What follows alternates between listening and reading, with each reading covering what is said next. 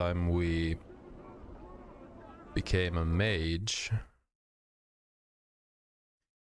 and leveled up a bunch of times, we also upgraded Dakon. So he has excellent stats now. I updated my journal.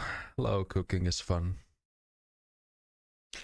We can all update our journals before the day is through. I'm gone. Hopefully.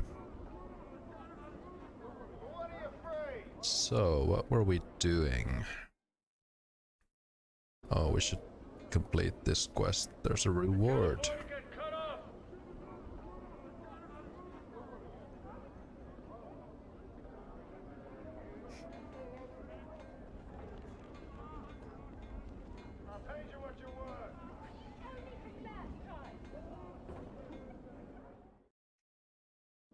All right. He's hiding here because he knows he screwed you over. Mars' eyes take on a wild look as he sees you approaching. In a high, screeching voice he asks, "What you be doing back here? Don't come back till you be delivering the box." "I got rid of the box." "It does me heart good to hear you say that. Before you kills me for the horrible deed of tricking you into taking that box, please let me try to explain." "I'm listening. Explain yourself." "The long and the short of it be that that box has been around as long as anyone can remembers. Chant is some folks were fighting, and when they was done, a huge demon was imprisoned inside the box. Other folks say an evil wizard made it just for seeing others suffer. No one rightly knows what the truth behind the box be, but the owner of the box will die should it be opened." "Why didn't the owner just put the box where no one could find it?" "Aye, it seems it should have been as simple as that. But who among us could live with a death sentence lingering over their head? It would drive any sane man over the edge, having to worry about the whereabouts of that damnable box at all times." "Why me?" "First, I haven't seen you around here before. You sees, I needed a clueless berk such as yourself to accept the box and become the new owner. Everyone's around here knows not to take the box, not for any price. Secondly, if you didn't examine the box when you had it, you wouldn't notice that whatever magics were placed on it were weakening. With me being the current owner and all, you can see I needed to pass it on right quickly. Besides, if anyone looked ready to pass on to the next realm, it was ye." "You want to talk about passing on to the next realm? Keep talking or you'll find out about it." "Obviously I picked a cutter of no small means. Surely this has been but a minor inconvenience to one such as ye. I offered this weapon and some jink to line your purse as a reward for your troubles. 'Tis all I own, and coincidentally was what that rat Quatra used to get me to take possession of the box." "Give me my reward and then leave me." Updated my journal. Finally, took me long enough. Hello, Django. Yeah, I decided to stream for the sake of consistency.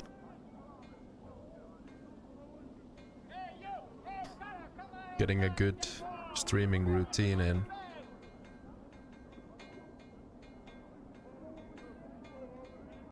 Okay. I guess we could do this. So we can do some fighting. Let out some steam. Done.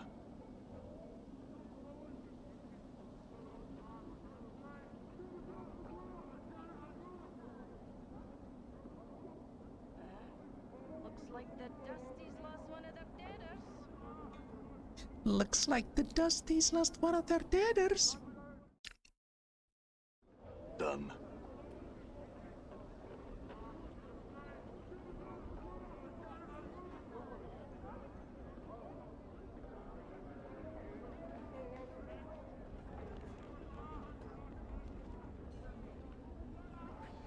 We're kind of weak. Let's use some healing charms.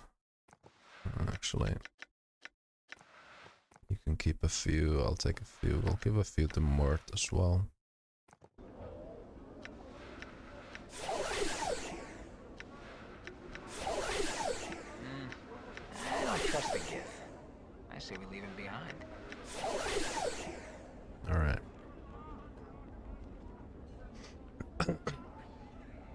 This wild-eyed man is hunched over, barking and howling at the top of his lungs. Beneath his thick, matted hair, you can make out a series of strange tattoos. They run the range from screaming faces to bizarre geometric shapes to what appear to be lines of verse. He is almost naked, but the dirt and filth covering him gives him the semblance of modesty. Greetings. The man whirls on you and gives a low growl. He draws out the growl for a few seconds, then starts barking violently at you. In the distance you can hear answering barks. I said greetings. The man's barking ends with a snarl and he leaps at you. If this is how you want to die, Wolfman. I'm gone.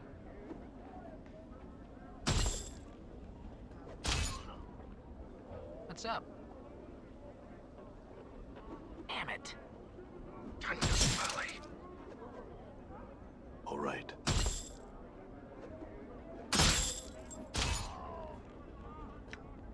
Done. There should be one more.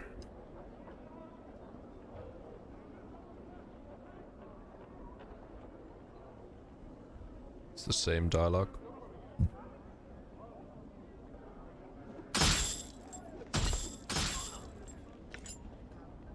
There we go. Done.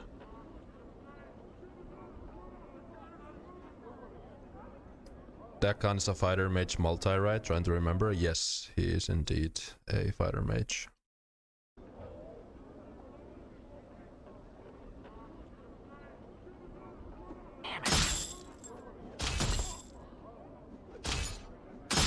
I forgot to turn the music back on. I always forget.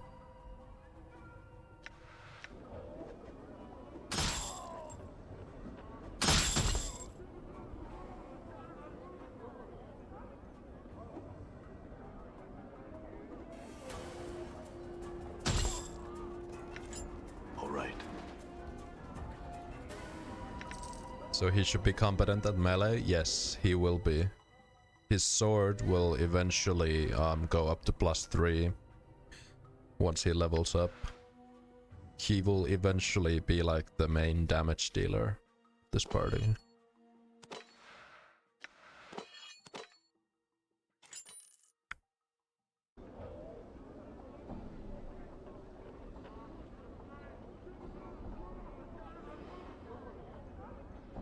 I'm playing the EE? Yes, I am. The EE is honestly, I would say it's better than the original because the UI is much better. I do own the original as well, but it's too much of a hassle because I would have to download so many like mods to make it work properly on a modern computer.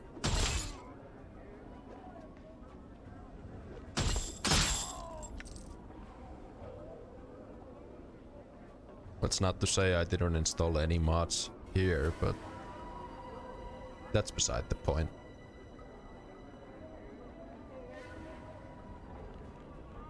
I should actually ask Dakan to teach me how to talk to Gitzerai.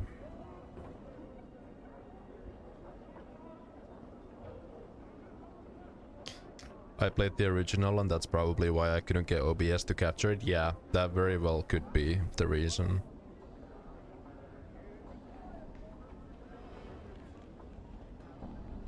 Dakan turns to you, his eyes like polished coal, his blade is shimmering, the metal swimming like oil film on a pond.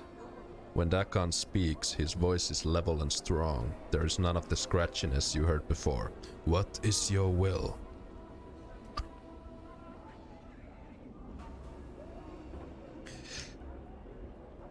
Can you teach me the ways in which your people speak? Know that the speech of the people has its foundation in history. All things are a story to us. Metaphor is a tool and an inspiration to the strength. Know when we speak of Torig's table, we remember that Torig was noted for his hospitality and goodwill. When we speak of Selkant's heart, we recall the lecherous and cruel nature of Selkant. I understand. Will you teach me? Updated my journal. Dakan teaches you some of the common forms of speech. A wise man is said to have wrote the Book of the Anarchs, while to accuse another of treason is to remember Vilquar's eye. It is said of generous people that their cupboards are bare. Common greetings include Hail Swordringer and Zerkai's kin bow to you, to which one should respond, and the traveler is pleased. Dakan is a skilled teacher. After his instruction, you feel capable of exchanging proper greetings with other Gitzerai. There we go. Now we can talk to Gitzerai.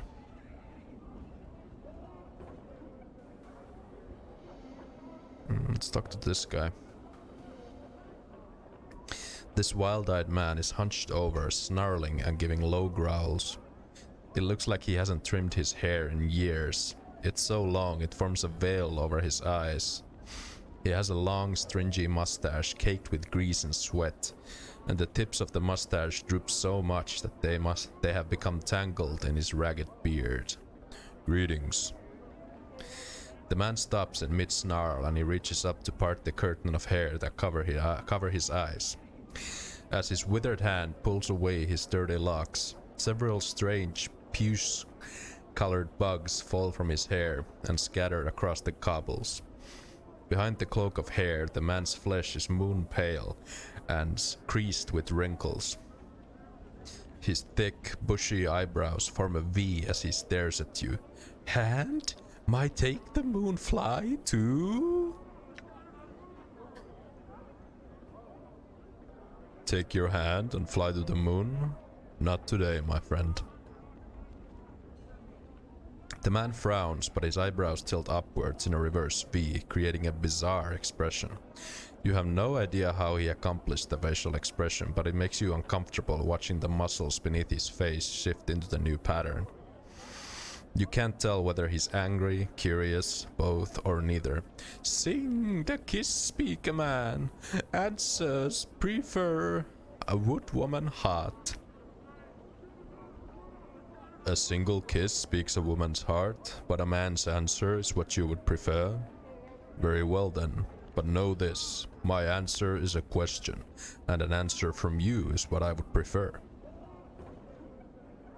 The man seems mesmerized by your voice. With every word you speak, a light flickers in his eyes. Barking wilder am I am, a wanting, asking a, may you may? You may and I will. Who or what are you? Chaos! He stutters out the word as if having difficulty getting his tongue around it. Some say Chaositects. I say Stect Isoax. Chaos men. Men no. Nem no. Men yes. 3 no's make a yes. He hunches down on his knees and begins to rock back and forth, singing in a childlike soprano, Chaos man, hop along home, affection it is, yet we are alone. So you're one of the Chaos men? Very well. I had some other questions. He claps his hands delightedly, like a child at a festival, then gives a howling shout. Question! Question! I'm looking for a man named Farad. Do you know of him? Barking Wilder shrugs, then responds in a sing-song voice. Farad? Not fair, not odd. Lost not, help not. He growls to himself as if to clear his throat. Maybe you lose him first, then ask me, then Farad's it will be. To lose him, I'd have to find him first.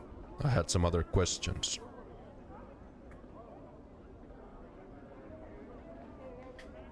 I'm looking for a lost journal. Do you know where I might find one? He frowns, squints his eyes shut, then opens them back up. When he speaks again, his voice is level and straightforward. It's like a different, saner person is speaking. The effect is eerie. More than... Oh, sorry. He speaks with a... More than one lost, more than one must you find. Each part of you had one, so more than one must you find. He blinks and shakes his head for a moment as if surprised at himself, then chuckles uneasily. Can you tell me where at least one of them is? Updated my journal. He looks like he's about to object, then suddenly his left fist comes up and smacks him in the temple. He howls in response, then suddenly stops, blinking. One is in a cupboard in your guest room in the Hall of the Sensates, and another is on the walls of a tomb sealed deep beneath the city where the stones weep. The others are... Before he can finish, his right fist comes up and smashes him in the face, causing him to yowl again. He blinks and shakes his head for a moment, as if surprised at himself, then smiles uneasily. Hall of the Sensates? Where's that?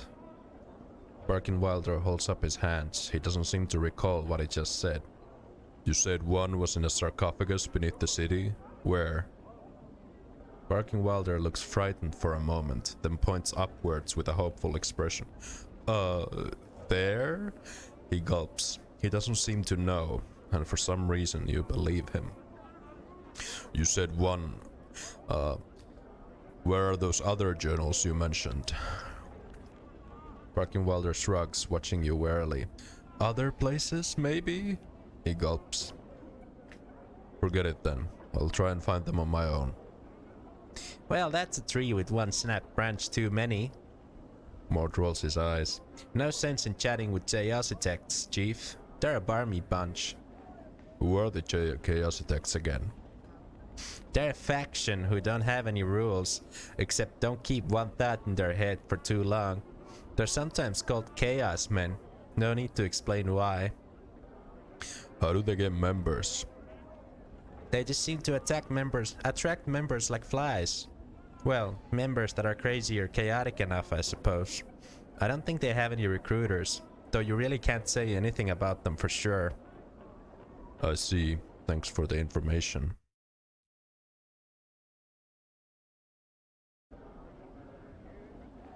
Okay.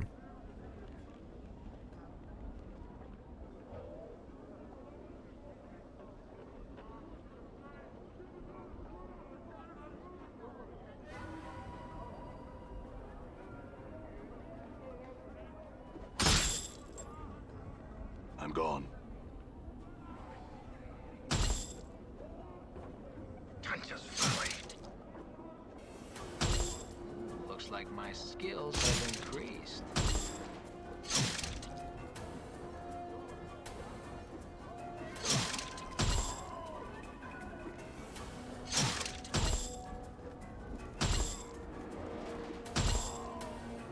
Yeah. Done.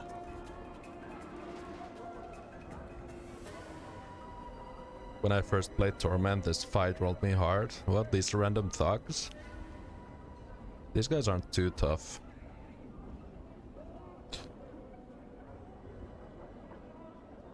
Come on in, Cutter! Come on in, Cutter, you're gonna love this! Yep. Yeah, I mean, if you're like level 3, when you start at level 3 and you don't have a lot of HP, they can actually destroy you pretty quickly. I had no idea how to play an Infinity Engine game. Ah, I see.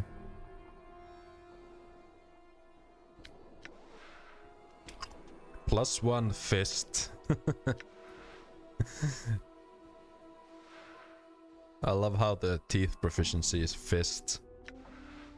Wait, I wonder if I can make them a magical weapon now. I can. I want you to become a magical weapon. The teeth rattle about wildly, then suddenly settle down. After a brief moment, they begin to emit a soft magical glow. There we go. Now he's got +1 enchanted teeth.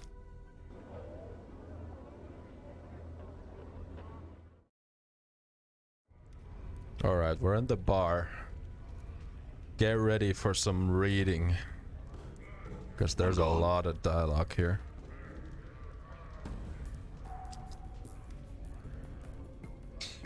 Drusilla. This is a woman with fading bruises on her face and arms, and a look of despairing longing. in her sunken eyes. She might have been pretty once, but those days were long ago. She turns slowly to face you. Life pours into her features, and the spark of sardonic light that dances in her eyes now makes you wonder if your eyes were deceiving you. Welcome to the smoldering corpse, scarred man. Who are you? I am Drusilla, and you must be clueless. Don't ask me how I know that, it just shines off you. Shines. Right. Answer some questions for me. Aye, traveler, what is it you seek? I'm looking for a journal. Would you happen to have seen it? A journal? Oh, sure. I've kept an eye out for all stray journals, just in case some scarred man walks into my favorite bar and starts asking about it. Do you ask that of everyone you meet? What a fascinating life. Just answer my questions and let's get through this. What can you tell me about this place? Here? This is the smoldering corpse, though the person smoldering ain't dead yet. He's just keeping himself alive till someone comes along to help him out. Sods who like to see people in pain come here. Fiends like it. Folks who don't much care for being bothered come here too. The name alone keeps out most of the Burks. Who is he anyway? Updated my journal. That despair you saw on her face before flits across it again like a black-winged shadow before she masters herself. That's Ignis, one of the greatest wizards ever to come out of this slummy excuse for a cesspool. They caught him, and they opened a channel to the plane of fire through him, and now he's just a doorway for it, keeping himself alive by force of will alone. If someone could douse him for a few moments, it'd give him his life back again, but they don't make enough water to do that. What's your connection to him? Her voice practically throbs with a deep ache. I was Ignis's lover, and he, my beloved. He loved the flame more than me, and now he has become the flame. And because I love him, I love the flame. But that's all done with now. Now I wait for him to douse himself. I sell what little I have just so I can be near him. I understand. Very well.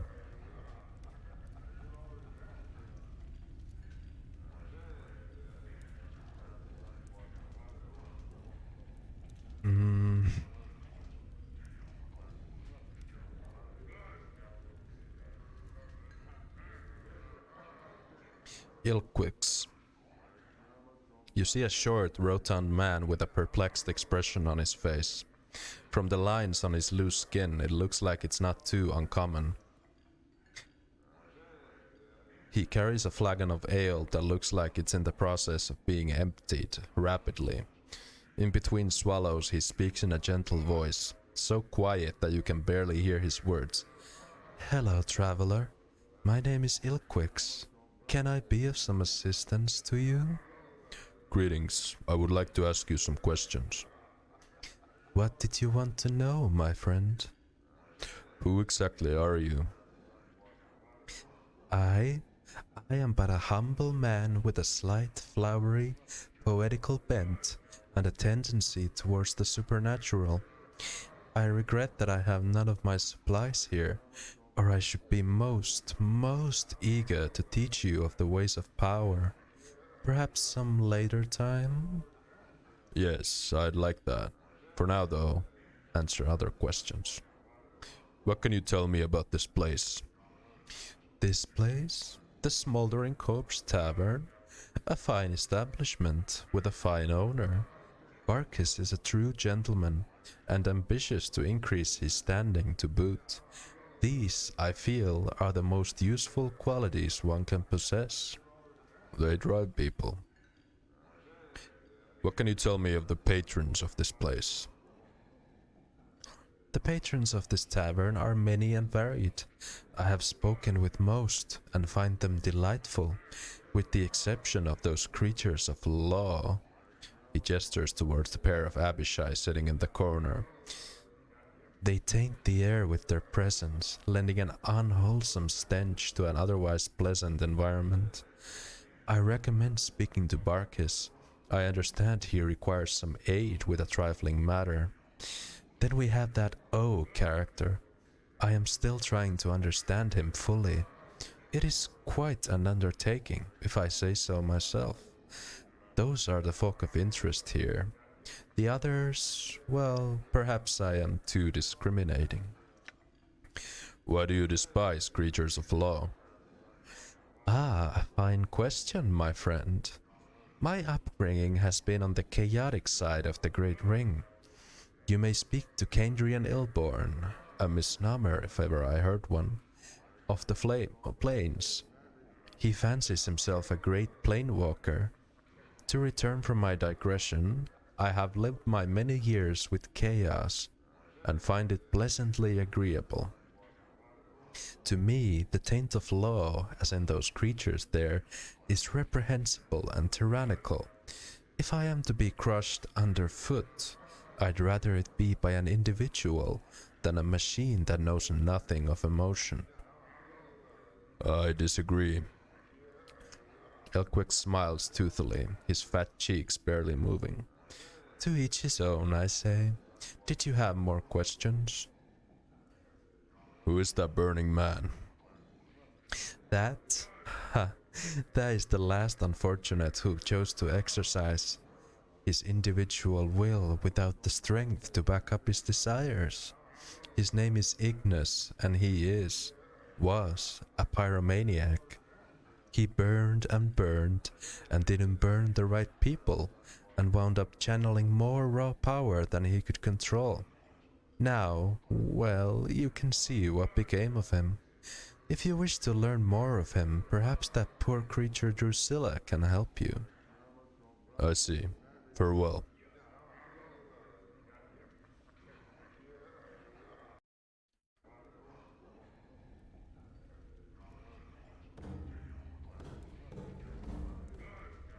Barkis. You see a leather-skinned man with just a hint of ashen color to his face. His teeth seem sharper than normal, and his eyes are filled with the boredom that comes with having seen too much. His voice is nasal and clipped. You again, eh?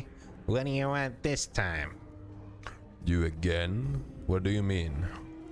Yeah, you again. You got a hearing problem or something now? You was in here about 15 years ago, got all bopped up, smashed up the place, and left a pile of coin that wasn't enough to pay for the damages. So you plucked out your own bleeding eyeball and tells me you'll be back to reclaim it when you got 200 coins together. With 15 years of interest, you got about 500 coins. You got the chink, pal, I got your eye. Copper Coronet theme has got nothing on the smoldering corpse bar. I agree. This is such a great theme. 500? That's ridiculous. He pauses for a moment, considering. That it is. Tell you what, give me 300 and the eye's yours. It's a deal. Here's your money. It's a deal. He produces a darkened, wax-stoppered, wide-mouthed bottle from his pocket. You hear the sound of liquid sloshing around inside it, along with a heavier, squishier noise. Opening it, the stench of some sort of preservative agent nearly makes you gag. Floating in the vision muck is an eyeball. You'd better figure out what you want to do with that. Now you've exposed it to the air, you might as well put a pickled egg in the jar for all the good it'll do you. Make up your mind, Cutter. Pickled egg or not. Tear out your eyeball and place this one in the socket. With a moment's hesitation, you reach into your socket and pop your eye into the palm of your hand. The bartender helpfully severs the optic nerve and directs your hand to the jar of goo that sits on the bar.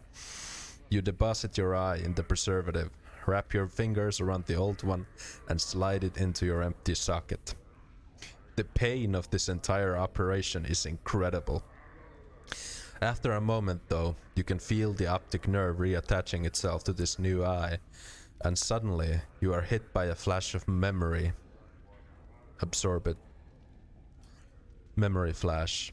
A vast expanse of chaotic, ever-changing wasteland stretching before you. A group of humanoid vultures plummeting toward you, cruel weapons ready to strike, and your own shining blade clutched tight in your fist. Memory flash. 3 toughs surround you, in the colors of an enemy you can't quite place. Long daggers glisten in their hands, and the light glints cruelly from their exposed teeth. You glance at your scarred hands, and know that soon they'll be covered in blood. Memory flash. An enormous frog-like creature comes bounding over, through, and under chaos stuff, headed for you with a mouthful of teeth. You hurl your javelin through the shifting matter and pin the creature to a sudden stone plinth. You have recalled some of your lost fighting skills. Hurry it up, will you? I got paying customers. Who are you? Me? I'm Barkis, owner and keeper of this place. What is this place? Didn't you see the sign out front? Didn't you see the Burke burning over the furnace when you came in? It's the smoldering corpse cutter. Best damn Bob house in Sigil. At least, it's the best damn Bob house in this part of the hive, which makes it one of the best in Sigil. Hell, they got fancy places with plants and such in the ladies' ward, and they got fiendish taverns salted around the rest of the hive, but none of them got the character of the smoldering corpse. Who is the corpse anyway? Him? Ignis. He used to be a flame wizard. Burnt down pieces of the hive and got himself scragged by a bunch of other mages. You wanna know more about him? Go talk to Drusilla over there, down there by the door. Sigil, I cringe every time I hear it, but that's the right pronunciation. Gotta stick to the lore. Alright. I'm looking for a journal. A journal? Paper and words? Friend, that sort of thing don't get much stock down here in the hive. Folks here can barely read the sign above the door, much less an entire journal. If you're looking for a journal, you'd do better to have a system instead of asking folks willy-nilly. Thanks for the unasked for advice. I'm looking for Farad, the collector. He turns and spits on the floor. Farad? You may as well just turn your back and let him sink a dagger in it. Though from the looks of you, you already have. If you're dead set on finding Farad, pardon the pun, talk to Eb Creeknees over there. He should know something of value. A journal that you can update? Don't get much stock of that down here. Hello, War Boss. I'll do that then. What can you tell me of the patrons here? I don't make it a point to interfere with the lives of the people who give me their hard-earned chink unless they ask me to. So, over there's Kandrian, Planewalker. He's a good one to talk to about any planewalking questions you might have. He's been pretty much everywhere. Down there is Ed Creeknees, an old Harmonium basher. Don't hold that against him. And a tout. He's got a good heart in him, and he knows Sigil up and down. Them fiends over there are Ethelgrin and Tagarin. Word of advice, don't deal with them. They might be low rankers in the fiend hierarchy, but they're still fiends. Then you got Ilquix over there, not trustworthy, and some mercy killers looking for some poor sod. Dakon the Gitzerai is a mystery to me. Don't know much about him. He don't talk much. Finally, you interested in earning some free bub? Yes. There's a bubber over against the far wall, hanging about in the shadows, who's been trying to work up her courage to slip out without covering her tab. I want you to make sure she don't do that. You do it, you got free bub here for life. I'll do it. I'll let you know when I'm done. Free beer!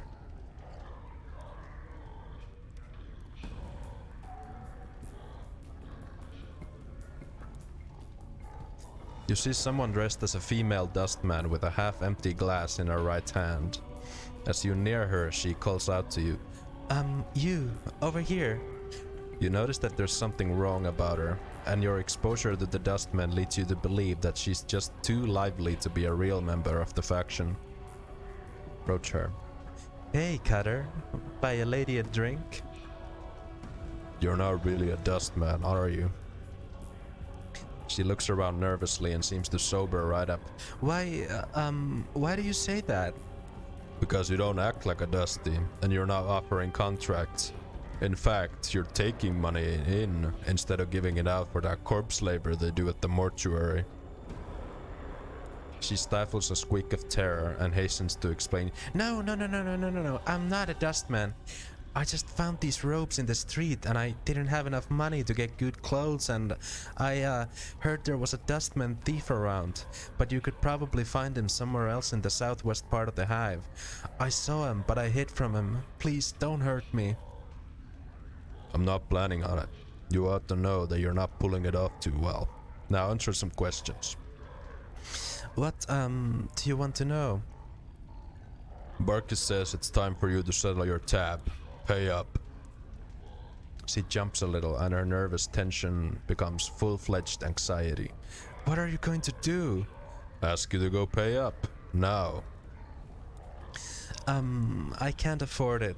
Can you spot me just 10%? I'll give it to him and he knows I'll pay the rest. How much do you need? I think I need about 100 coins to get started on that debt. I'll lend you the money. Here, take it and pay up. Now. She pockets your jink, glances briefly toward the door, almost as if she's weighing her chances of dashing out. Sighs heavily as she realizes there's no chance and begins to walk glumly toward the bar. My thanks, I suppose. Don't mention it. And don't even think about heading for the door until you've paid up.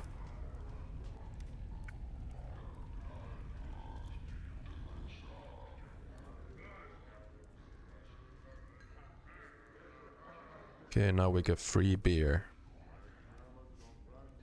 Back again? What now? You won't be having trouble with Makai again. Then, friend, you have full bar privileges, for free. Anything you want, anytime. There must have been a pretty big tab she ran up. You don't know the half of it. You want a drink now? Send me up. You want a drink? You got a drink. This is what we got for you. Beer, bitters, mead, elemental water, Arborean fire wine and fire seeds, cursed heart wine, and Beatorian whiskey. What'll it be? Beer. You quaff the weak drink. The flavor isn't exactly bold, but it's filling and it's alcoholic. It doesn't seem to do anything else for you. What'll it be, Cutter? Another drink. Bitters. It's the same thing. Mead.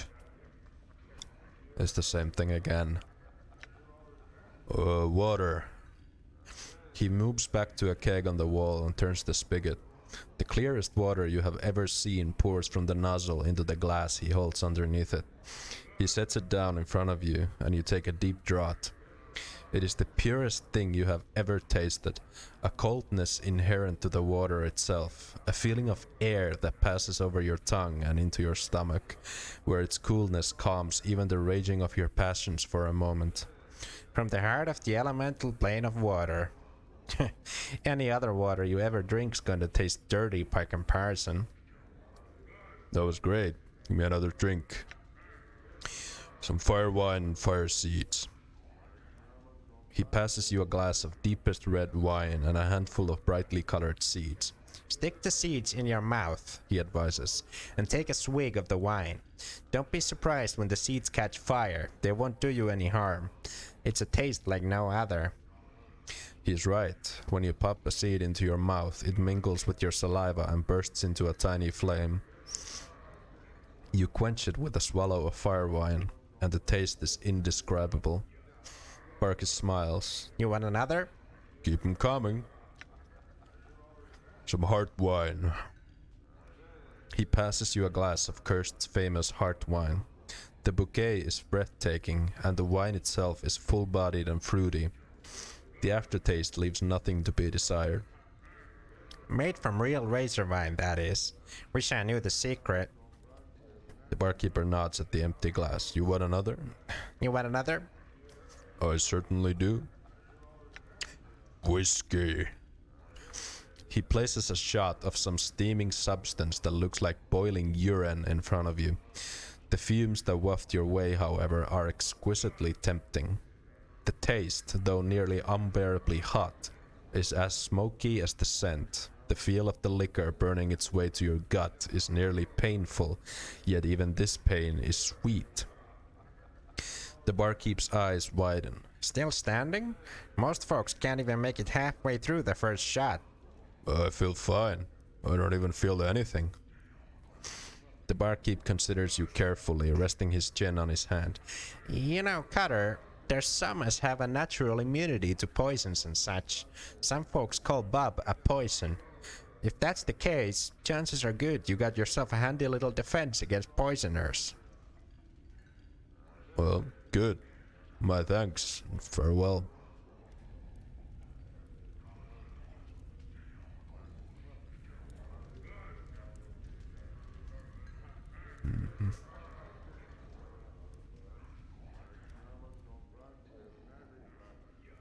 You see a scruffy, ill-kempt man. He smells strongly of alcohol. Yeah? What do you want, eh?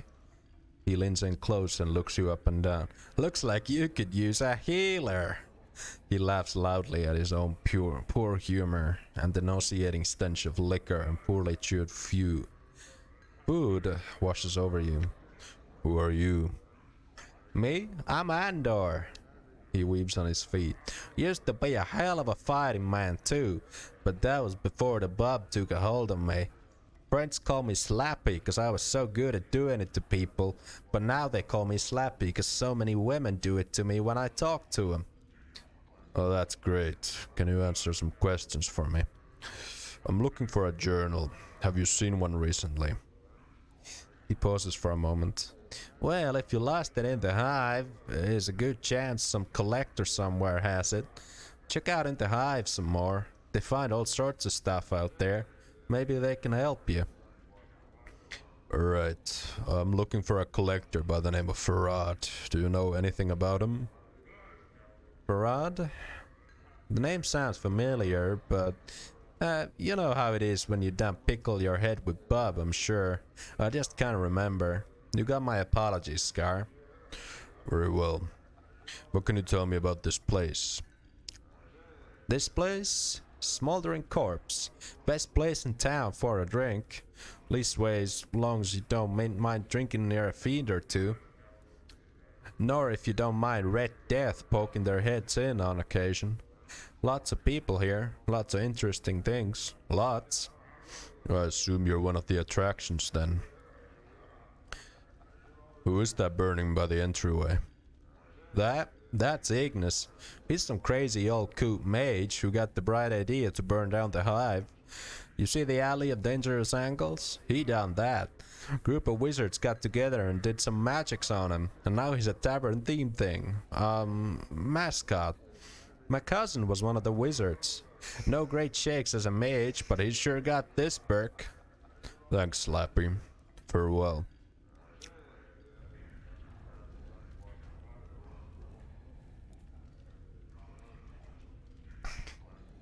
A sec.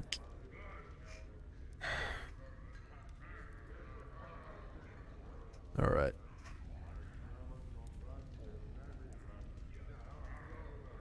You see a lad who barely looks a day over 18. His face seems to betray some tension. Help you, Cutter? Who are you?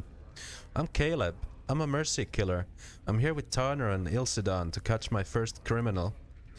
What can you tell me about the mercy killers? Well, I have to get used to saying that now. Believe that justice is the most important thing in existence. I believe that without justice, there's no meaning.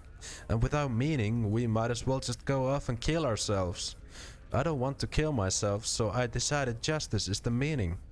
If you want to know more, you ought to ask one of these other two, or find one of our recruiters. They'll talk your ear off. I might do that.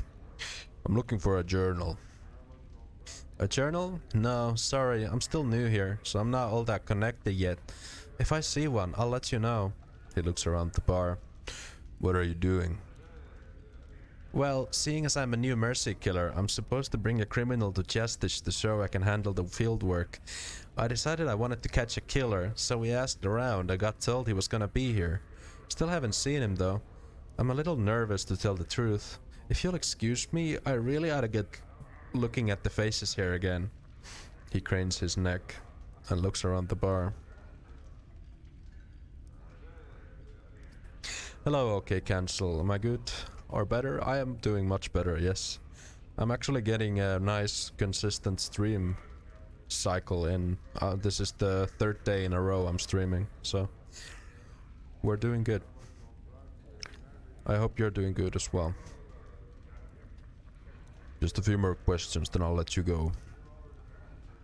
I'm looking for a collector who goes by the name of Farad. Would you happen to know where I can find him? Can't say I've heard of him. Is he a criminal? Maybe we'll pick him up later. My thanks for the tip-off, citizen. I just need to find him, not get him killed. Can you answer some other questions for me? Who are your friends here? They're the people who are here to make sure I don't foul up this assignment. Turner's the older one. Ilsodon's the one who's here to make sure I do the job right and to give me support if I need it. I hope I won't. You'll be fine, I'm sure. What can you tell me about this place? This place, it's the Smoldering Corpse. I think they named it after the guy near the entry. It's a place where criminals and lowlifes hang out. Still, there are some cutters here who know what they're talking about. Some of them are those fiends though, and I don't like to deal with them. I feel like they're staring right at my soul. They are. Farewell. I mean, they probably are, literally. Because they're fiends. Is there anything in this back room? No.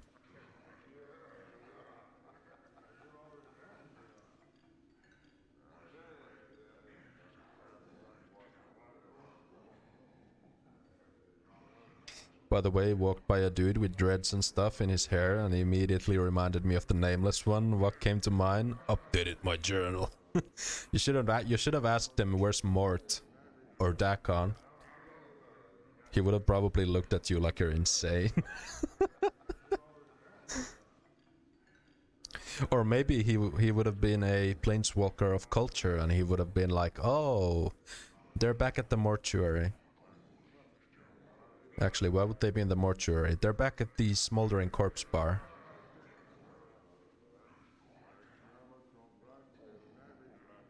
You should have asked him what can change the nature of a man. Yeah, but then he would have probably called the cops, because he would have been like, "Oh, this guy's insane." An armored behemoth. This man is huge. He also seems to have a very keen eye. It misses nothing that transpires around him. It also seems that he has no interest in speaking to you. Oh, well, farewell then. Welcome, my little friends. Please, relax and keep your weapons at your sides. Hey, Janjan. Thank you so much for the raid. Janjan Kid is raiding with a party of 5 raiders. Welcome, welcome. Wait, let me give you a shout out. Wait, that doesn't work. Damn it. How do I shout out someone on Twitch?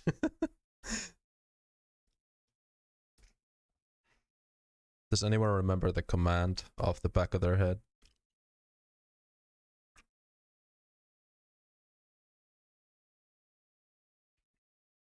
Slash shout out? Oh, it's just, oh, okay.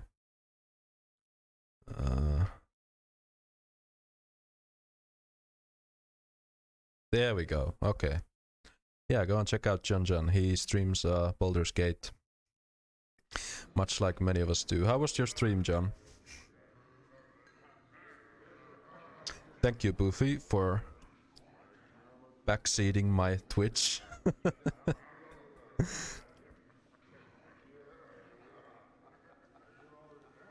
Yeah, we're just playing this audiobook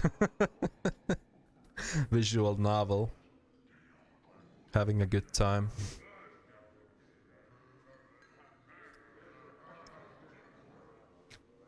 Stream was short but sweet. We gave Smelly-san a good deal of spiky cheese. That's good to hear. I hope you kicked her butt into the abyss. Me correct my posture a little bit because I'm slumping. Okay, Cancel had a great time witnessing it happen. I'm sure he did. Alright, let's continue.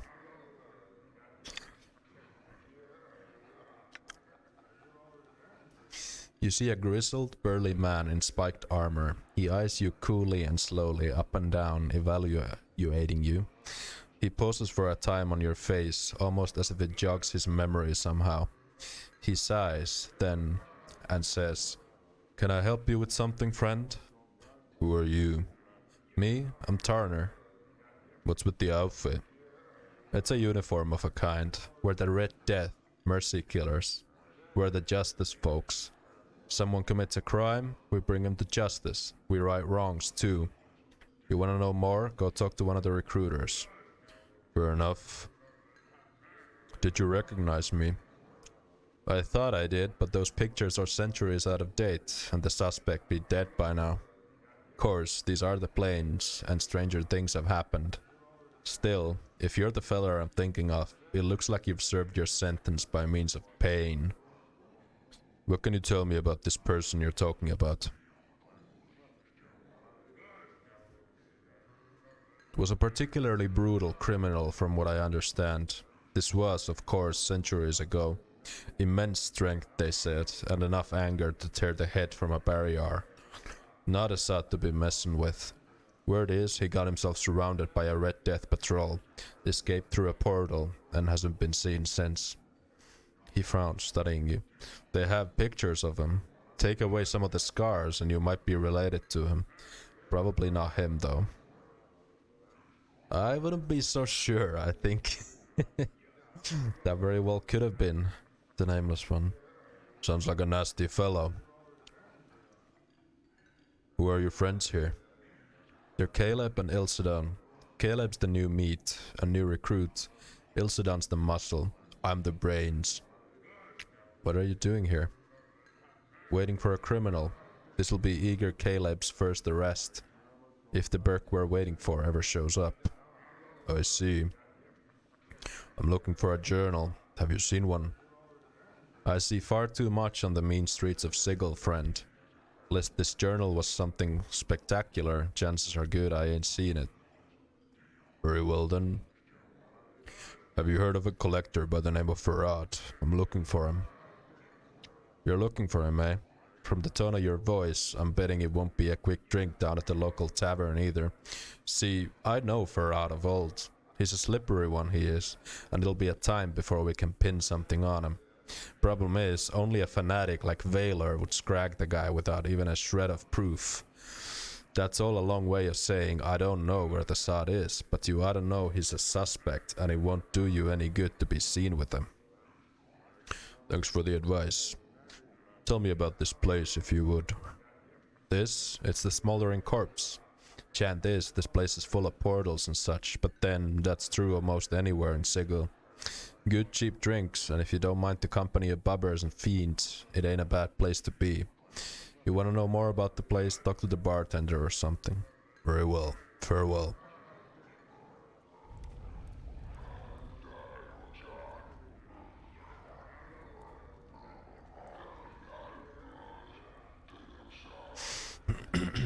You see a scaled fiend who looks very similar to the one standing next to him. In addition to the pierced left ears, both are black-hued and reptilian, with bat wings tucked against themselves. This one has a small scar under its left eye. Greetings, old comrade. 'Tis truly a joy to see you again. Again? What I mean, dear man, is that time our old enemy has performed a vicious disservice on you. It robs your memories and steals your recollections. If you do not recall us, why? It is because you have Why? It is because you have fallen prey to one of mortality's weaknesses. We are old friends of yours, old indeed. What can we do for you?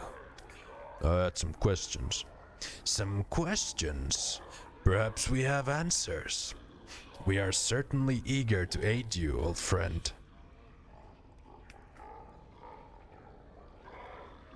How many hours roughly is Torment thinking when I can fit in? See, it depends on if you're actually like doing voiceover and you're reading all the dialogue like this. I imagine we can easily hit 100 hours.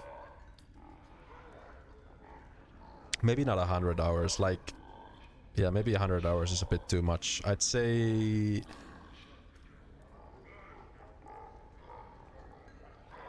we can probably hit like 60 hours on this playthrough if I read everything like this.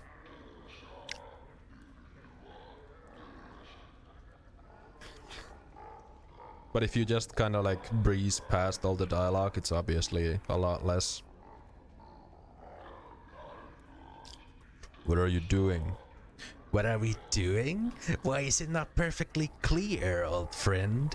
We are on leave from our beloved assignment, taking for ourselves some much needed rest, and perhaps inducing some additional recruitment for our glorious cause. Our superiors fully support our presence, to be sure. In a more immediate sense, we are taking our entertainment in this delightful establishment. And of course, we are celebrating the return of our old friend. However, the stench of the breezes, which occasionally waft the scent of goodness in the door, debases us somewhat, leaving us physically, mentally, and spiritually weaker. Fortunately, the air in this ward of the city carries a delicious tang of pain and supplication. Wouldn't you agree? Again, the fiend smiles broadly at you. Wow, what a game to get stuck into. I've only heard good things about it. It's great. The writing is amazing. And we're not even into the good bits yet. We're still in the starting city. It just gets better the longer we go on. What is this place? This is the Smoldering Corpse Tavern, one of the more entertaining taverns your kind has seen fit to erect in this city. The poetic justice of the burning fellow at the front of the establishment is really quite a fine touch. Was there something else you wish to ask? Yes. Tell me about fiends. As we see it, there are two kinds of fiends, those who are correct and those who are not. Our side, that of the Batezu, is correct. The other side, that of the cursed, hated, chaotic Tanari, is incorrect and must be exterminated. We hold the Tanari directly responsible for the Blood War. Were it not for them, we could have settled the lower planes in peace and wouldn't have all the bother of fighting this wretched war, nor would the unfortunate spillovers into other planes be such a cause for concern among the namby-pamby and do-gooders. The Tanari are directly to blame for the multiverse's sad state of affairs. That's not really what I was asking. I wanted to know what differentiates you from them. The fiend pauses for a moment and then brightens. Ah, yes. You see, we represent law and order. Those who break the law must be punished. If we have no law, we have only anarchy. And surely you can see what anarchy has done for the Abyss. It has spawned horrors beyond imagining. Any excesses the Batezu state may have indulged in are simply to counter the rising tide of chaos represented by the Tanari. We mean no harm to anyone, we just prefer to understand where the boundaries are. I see. Do you know a collector named Farad? Farad? I have heard the name. Is he not a sage of some sort? A necromancer? Or is he a diviner of rubbish? I have heard of him, friend, but do not have the pleasure of his company. Perhaps one of the other patrons here can help you. Perhaps. I'm looking for a journal. I keep no journals, friend, and I counsel that you should not either. Ask my dear comrade Tegarine why, and you shall receive enlightenment. Very well. Tegarine, why should I not keep a journal? Because, friend, it is easy to make the mistake of committing a true word to posterity, and easier still for someone you once trusted. And here he shoots a glance full of Oh, that's narration. And here he shoots a glance full of venom at Ethelgren. to find that word and use it against you. Indeed, it can even lead to actions tantamount to desertion. Leaving or losing a journal can cost you your very existence. I see. Farewell. Is that me reading it all? Yes, it is. It's not easy on my throat, I will say that. But I will suffer through it. Pass, I'm more sure than ever that these perks ain't on the up and up. Sounds to me like they deserted, like they're looking for some angle that'll elevate their status in Beator. You don't want to be talking to him, boss. You don't know what game they're playing, and you could get burned, literally. Alright, Mort, I'm done with them.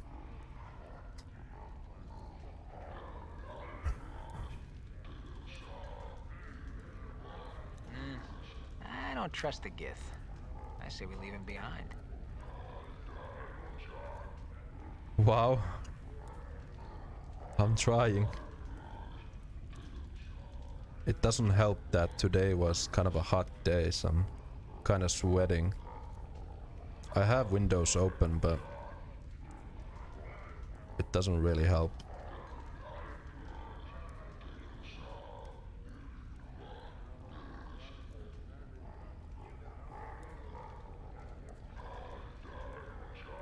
I haven't done some voice acting or audible readings by any chance? No, I haven't. And I don't think I could do that. I think my accent would probably throw a lot of people off.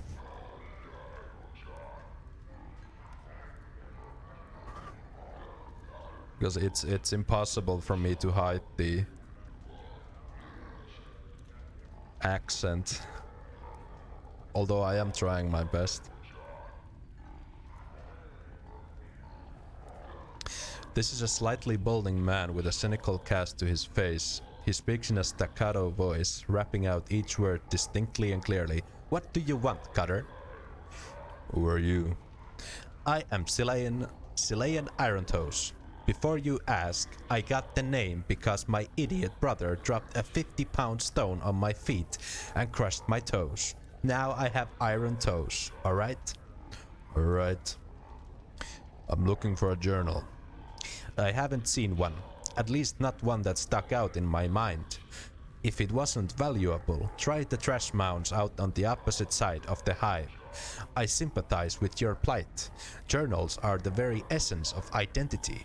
They keep us aware of our past and help us plot our future paths. I always keep a journal myself, and I find I am a better person because of it. He says this last with self-satisfied relish. You're not kidding.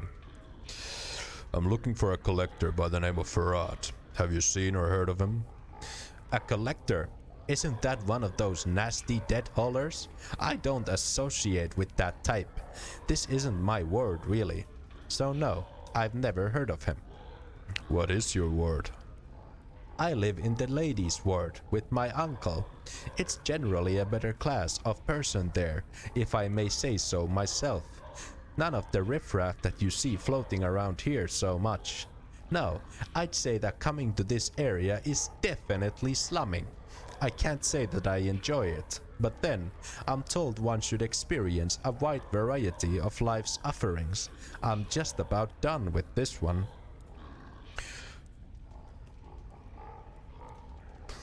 Ladies' ward, eh? Very well.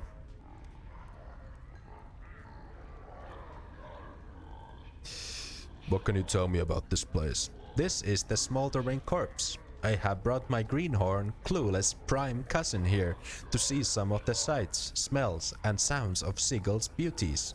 So far, she remains unimpressed. They'll need to give you English-speaking Finnish characters. Not too many of those, I imagine, in like media. I imagine that would be a pretty rare character. I wouldn't have much work. And yes, it is Finnish.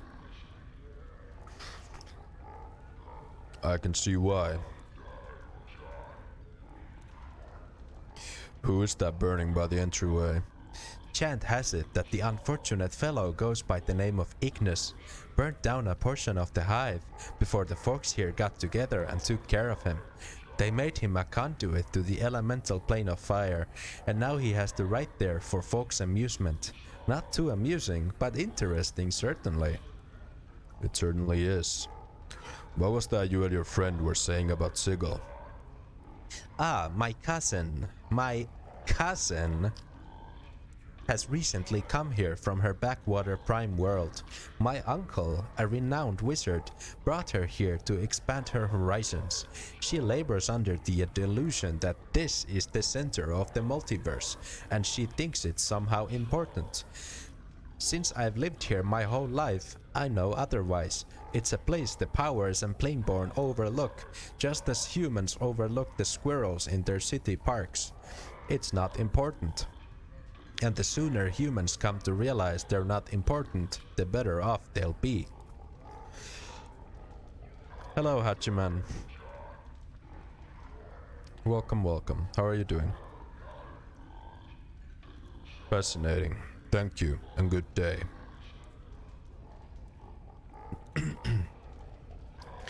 This is a woman with a far-off cast to her face. She is not exactly young, nor is she exactly old. Perhaps it's the expression of slight disbelief that's etched across her features.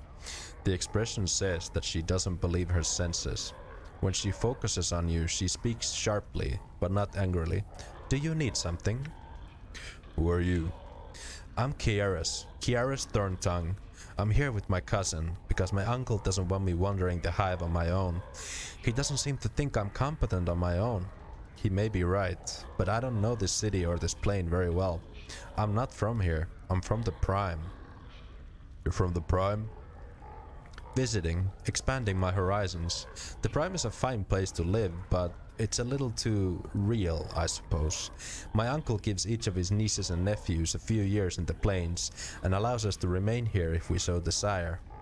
I think I might so desire. I am fascinated and repelled. But then, I suppose that's the nature of the plains, isn't it? As I understand it, yes. I'm looking for a journal.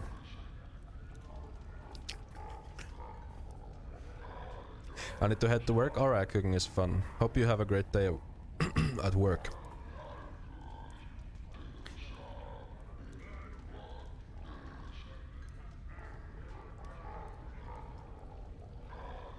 Do I know the Transcendent one? Yes, but let's try not to spoil too much. Just in case there's people who haven't played this game in chat.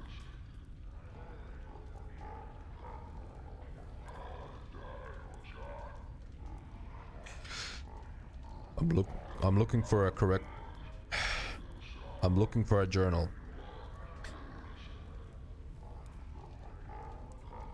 Sorry, I'm new in town, and I can assure you I haven't seen anything that I'd recognize as a journal. Though I am told that something that appears to be a person could in actuality be the journal or some other creature. I'm still trying to get my head around the philosophy here. It's a little overwhelming, but they say if you stick with it, it becomes much easier. That's a relief. I'm looking for a collector by the name of Farad. Have you seen or heard of him?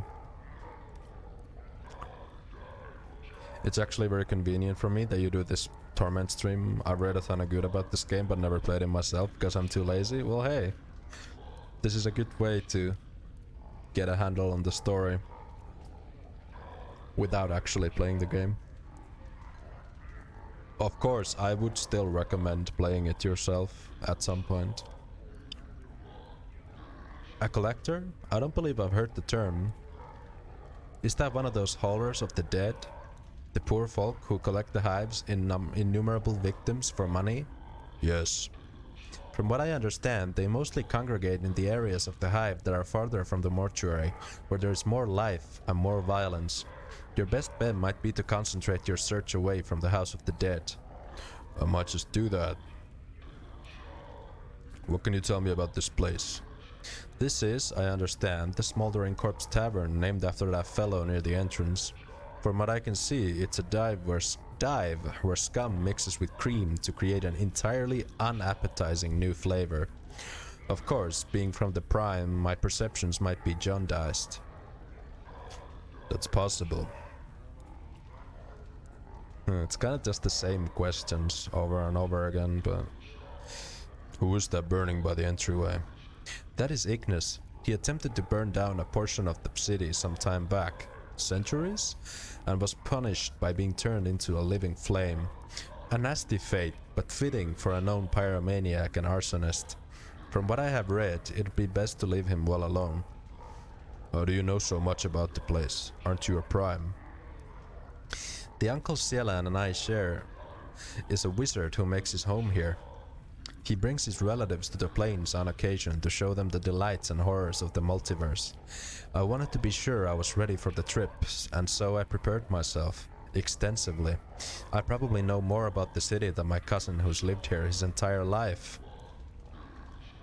It's quite an uncle. What was that you and your friend were saying about Sigil? He's not my friend, he's my cousin. He was just telling me that this isn't the center of the multiverse, despite it being located smack in the middle of the Outlands, despite it being the focal point of portals from all over the cosmos. There isn't a known place with more. Despite all the quarreling the gods do over it, despite the sheer variety and concentration of power that accumulates here. There is no place like this in the cosmos, and he's telling me it's nothing special? That's an interesting perspective. Perhaps you both have elements of truth? Excuse me. Perhaps you're correct, but I find that such relativism is often beyond me. Either the place is important, or it is not. Paradox may feel the planes, but there must be sense to it somehow. I hope so. I need answers. Farewell.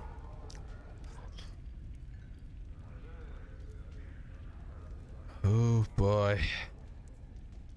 Now we talk to some of the most talkative characters in the entire game. So buckle up, because we're in for quite a journey here.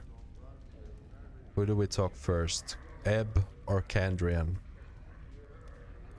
I personally think Kandrian is more interesting, because it's actually really cool.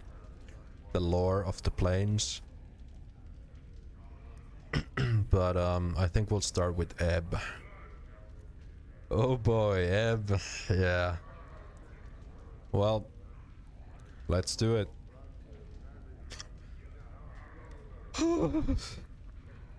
You see a slightly stooped old man with a full grey beard and a lion's mane of grey hair. He wears a couple of shoulder guards as armor, and he keeps a helmet nearby. He smokes a pipe and carries a pouch of tobacco around his waist. He looks pretty strong, but he's a little plump, and also appears to have some sort of breathing trouble. Well now, aren't you a sight, lad? Never have I seen so many scars blanketing a fella. Like a scar cloak you're wearing. Where you been? Hanging out in a grain thresher? Oh, I'm just jesting with you, lad. No offense meant, and I hope no offense taken. I'm Ebb. He extends his hand. Greetings, Ebb. His handshake is firm. Now, I hereby tender my apologies for the unfair jesting, lad. Hope no hard feelings. Can I buy you a tankard or two or something to smooth any ruffled feathers? Why not? That's the spirit, lad. Bide a moment. He rises to his feet and heads to the bar. After a moment, he returns to his seat with a pair of tankards. Here you go, lad. Drink up. He takes a massive swallow from his own tankard, puffs on his pipe, and says, What can old Ebb do for you on this fine Sigil day? I had some questions about this place. Oh, well, I gathered that just to look at you. I mean, you don't look like you're from around these parts, lad. You look a little too out of sorts to be a seasoned native. So, what can I help you with, lad? You need to know the lay of the land? Who are you? Ebb Creekneys, third measure of the harmonium, now retired, and being a tout with one's voice since I don't step as lightly as I might these past 2 or 3 decades. Now lad, who be you, and what trouble might you be in? Third measure of the harmonium? Ebb puffs up slightly in pride and gets a semi-stern look on his face. Aye, third measure of the harmonium. He relaxes a little. Though I haven't served a tour of duty in many a decade, pushing a quill wasn't quite up my alley after all the fights and skirmishes I've been in, so I just bide my time, keeping tabs on things down here in the hive, and helping out a little where I can. And you look like someone who might need a hand. Are you in some kind of trouble, lad? What fights and skirmishes have you been in? Ebb rolls his eyes. More than I can remember, lad. Well, almost more than I can remember, leastwise. I did an all too long tour in the Blood War, that infernal muck-up war of lies on Terrace. Far too many years in the Black Centuries War. Ebb begins to tick off the wars on his fingers and counts silently to himself. Then there was the Three Plains War and many others. I even took part in the Harmonium War of Liberation. Oh, towards the end there, I was also in the Sigil City Watch. Some could argue that was the most dangerous of them all. The mention of the Blood War feels like a cold dagger slipping into your heart. Tell me more of the Blood War. Aye, the Blood War. The most dangerous family feud this side of the primordial soup. A mean-spirited mob of fiends on one side, a batch of warmonger fiends on the other. It's the war that creation sparked, and they've been digging into each other ever since. 2 sets of fiends warring against each other, eh?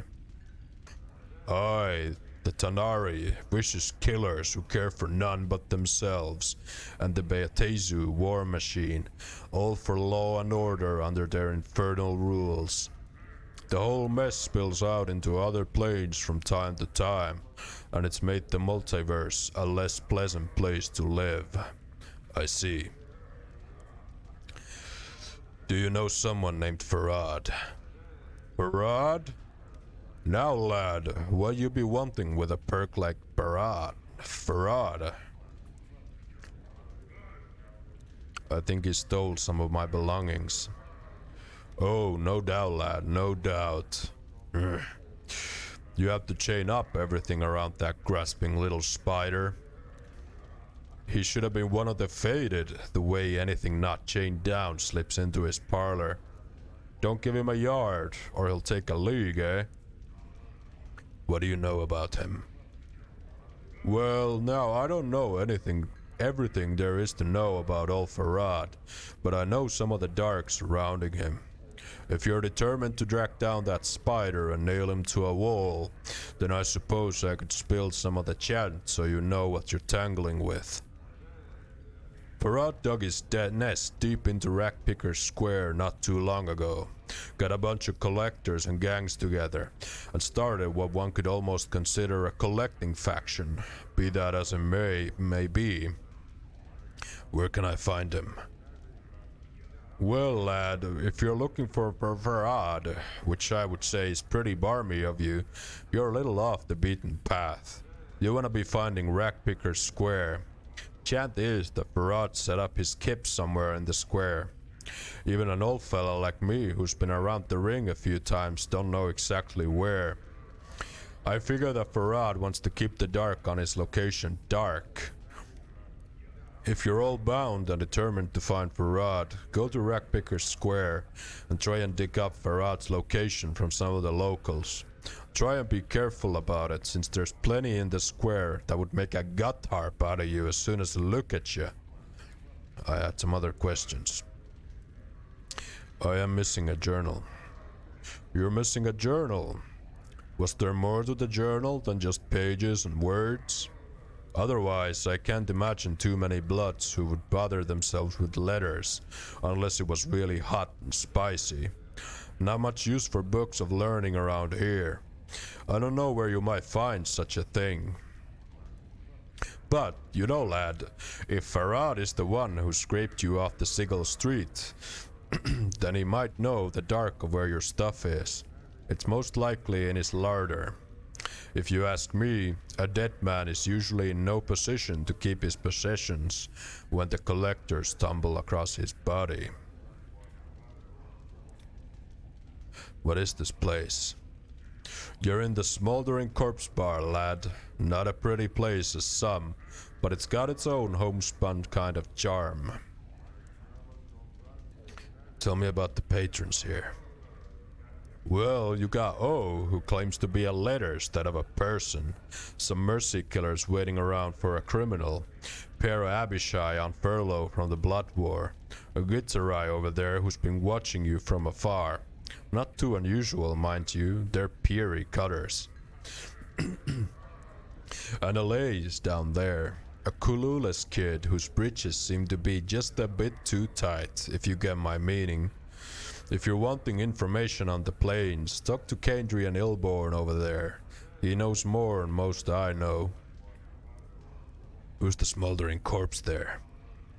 Him? Oh, no corpse, lad. No deader him. Near as we can tell, all Ignis is still alive inside that little roast spit. Near as we can figure, anyway. He can smell damnably awful sometimes, too.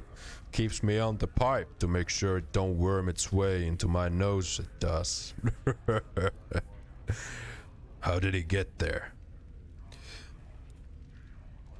Well now, lad, Ignis had a smattering of problems, and some not slight wizardly magics to boot, and seldom do the two mix well, if you understand me. He liked to... Well, he liked to burn things, and he started torching places and people, and generally making a bunch of trouble. And... Well, now most of this was going on in the Hive, and I'll be the first to admit that the Hive is not the first place the Harmonium goes to keep Sigil's law. A failing on our part, since it may be the place where our presence is most needed. So, by the lady's reckoning, there was a little street-side justice in the wizardly community. A bunch of tea leaf readers, hedge wizards, and midwife witches got together and managed to weave a spell that was kind of poetic justice. So now he sits there and burns. He's still alive, which I don't think they counted on. Tell me of Sigil and its environs. You don't think small, do you? If you want to know what's outside the city, go talk to Kendrian Ilborn over there. He's the traveler of this place. As for the rest of it, well, I can tell you of the lady, the dabbas, keys, and portals, the way we keep track of time, the way the city's laid out. What was it you wanted to know? Tell me of the lady. Well now, not many know much about her, lad, and I'm figuring even those that know more than a little don't know too much more. She's a mystery, she is, and even should you run across her, powers forbid, she's silent and deadly. She's not evil, far as I can tell, but she keeps the dark about herself and Sigil pretty tight. No one's been able to penetrate it, and if they have, they've been mazed. Go on. Chances are you won't meet her unless you do something really bad. Hurting a lot of people, killing a dabbas, or challenging her rule, worshipping her. She hates that, we figure. Or interfering with the dabbas' work, which may as well be the lady's work. If you're lucky, just the mercy killers will come for you. But if she comes, you'll be dead as soon as her shadow falls on you. Please continue. Now the lady can do almost anything in Sigil, lad. near as we can figure. Make it bigger or smaller, make new portals, seal off old ones, make sure the blood war don't break out in the streets, keep folks from teleporting into the city, keeping the powers out. Who are the powers? It's another way of saying gods, lad. And there's a great horde of them across the plains. They can't come to Sigil though. The lady has a way of keeping them out that she hasn't spilt the chant to yet. Be that as it may, it's kept Sigil from being seized by outside interests. What was that you said about being mazed? Aye, sometimes bloods will be packed off to a place where they can't do no harm. The lady, see, she'll take a bit of Sigil and make a little dimensional pocket out of it, a maze. She places those that have crossed her in there and lets them rot. Now, you can't escape getting mazed once the lady sets her gaze on you, lad. She'll get you eventually, no matter how hard you try and dodge her. You'll be walking down an alley, or about to step through a portal, or take a left turn down a street you've gone manifold times before, and suddenly you're someplace you don't recognize. Now, mazes aren't escape-proof. There's always a way out of each one. A portal the lady places there. You just have to figure out where it is and how to use it. Tell me of the dabbers. Aye, those funny floating bloods that speak in symbols. Quite a piece of work, eh? The dabbers are kind of the lady's janitors and workmen, doing exactly what she wants. Make sure Sigil's running up to snuff, patching walls, tearing down old buildings, building new ones, setting up portals, sealing off others, and on and on. They're a pretty neutral faring bunch, and you don't want to interfere with one or kill one, or you'll bring the lady's wrath down on you right quick. Tell me of Sigil's time. The way we measure time in Sigil's by the brightness of the sky. See, we haven't got a sun and moon like most worlds. We just got this everlasting haze that brightens and darkens at regular cycles. What most folks call midnight, we call anti-peak. What they call noon, we call peak. See, it's based on the peak and anti-peak of the brightness. So when someone says something about 5 hours past peak, that's what they mean. Hoggies, what's this? This is me torturing my throat. Hello, Zeraphus. How's it going?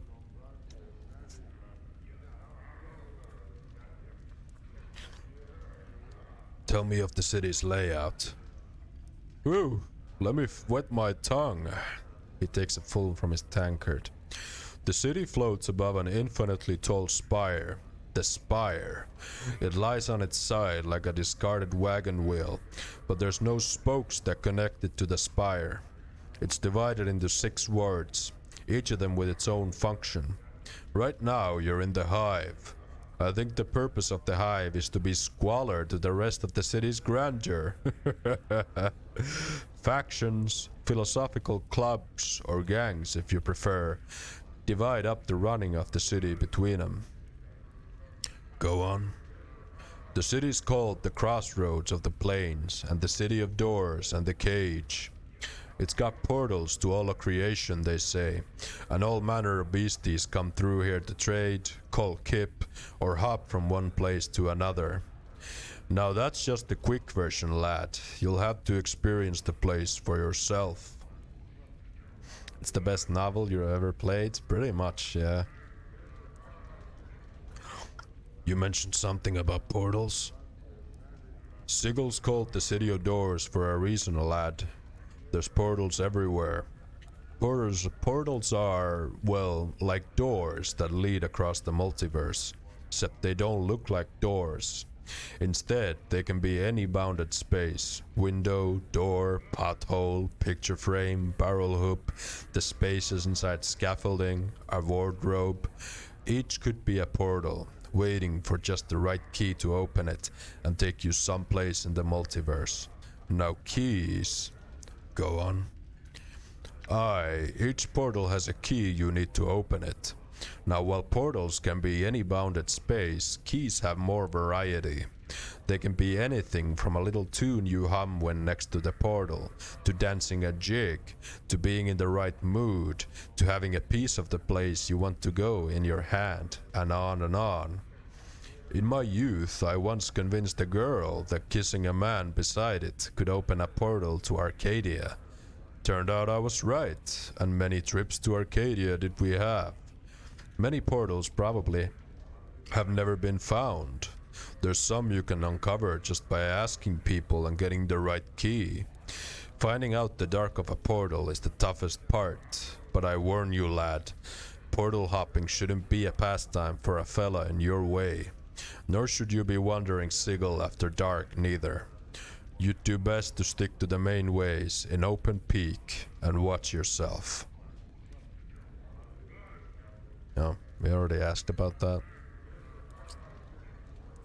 What other places can you recommend? Well, this is perhaps the best kip you could have wandered into from the start. Judging by your tattoos, you might be partial to having designs on your body, in which case there's a tattoo salon, a little spireward from here. You want to stay away from the alley of dangerous angles if you can. Ignis torched that place not long ago, and ever since, a bunch of bad bloods have set up their kip in that stretch of desert. I might have missed something here. What's good to drink here? Well, not some say I've got Beatoral discrimination when it comes to drink, but I've got drinks I'm partial to, and some vintages to which I'm not. Actually, one of my favorite little things to get here is some Arborean fire seeds. You swill them in your mouth, add a little air, and some spit and some alcohol, and you can breathe a little fire when you need to. Leastways, that's how it feels.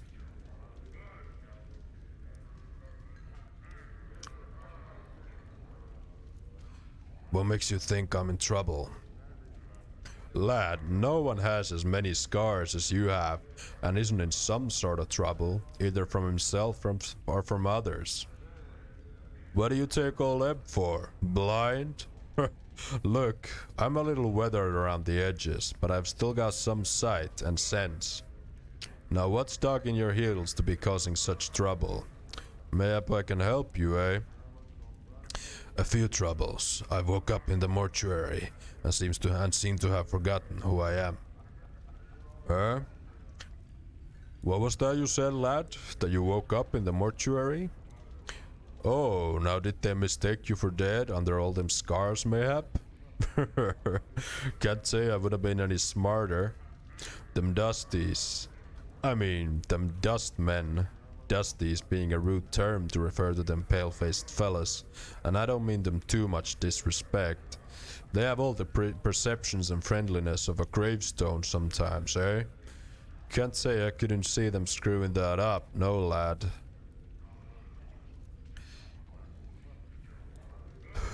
I think that's everything. Nothing, I suppose. Farewell.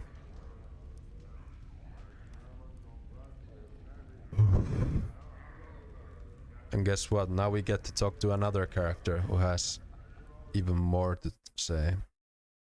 But he gives you a pretty important item. And we definitely want that, so... bear with me here. Once again you are struck by the insubstantial nature of this man's existence. And once again you are riveted as he turns his pale blue eyes on you. Have your travels brought forth what you need? Not yet. I had some questions for you.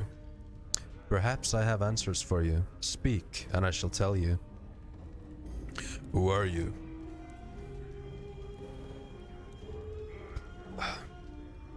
I am Kandrian Illborn, traveler, dreamer, tale spinner, and so forth. I had some other questions. Let me ask them trivial stuff first. Do you know a collector named Farad? Farad grew up to be a collector? How long ago was this? When I set out last, he was but an officious stripling in one of the upper wards. Time does change some people. No, Seeker, I don't know Farad anymore. I'm willing to bet. I'm looking for a journal I lost. I've seen no journals lately, but for my own, and that has crumbled away into nothingness. My apologies. What is this place? Unless the cosmos has shifted or we have been spun into the mazes, I would say that we are in the Smoldering Corpse Tavern. What can you tell me of the patrons here? I mind my own business here, Seeker, for I spend too much time away not minding it. Speak to the bartender if you would learn more of his customers. Mazes? What do you mean? Aye, the mazes, where the lady dumps those who've displeased her. He makes a small semicircle over his heart as he speaks the lady's name. If you'd know more of the lady and the city, find a tout or some such guide. What are you doing? I am fresh back from negation, and I'm trying to restore my essence before it slips away from me altogether. Negation? What do you mean? His eyes cloud over. I went to the inner planes to discover my true essence. I made the mistake of visiting the negative material plane in order to understand my body's urge to decay and the cycle of death in life. I thought myself protected against the ill effects of the plane with my magic, but I was wrong. The blackness of infinite nothing pressed on my soul, and I was beset by shadows that sought to snuff out my very soul. I lost my way for a time, for an eternity, and nearly lost my existence. I could feel my essence falling away from me, and I'm even now half gone. Never will I return. How did you survive? Updated my journal. How did I survive? With a piece of nothing that held back the nothing. Nothing can stop nothing, you know, and so I carried nothing in my hand to protect me. Do you plan to journey to the ultimate negation yourself? You have the smell of desperation about you, and so I make you this gift. Hold it in your hand when the shadows press in, and it should protect you and your friends somewhat, should they remain close to you. He passes you a small black token that looks as if it has no dimensionality to it at all.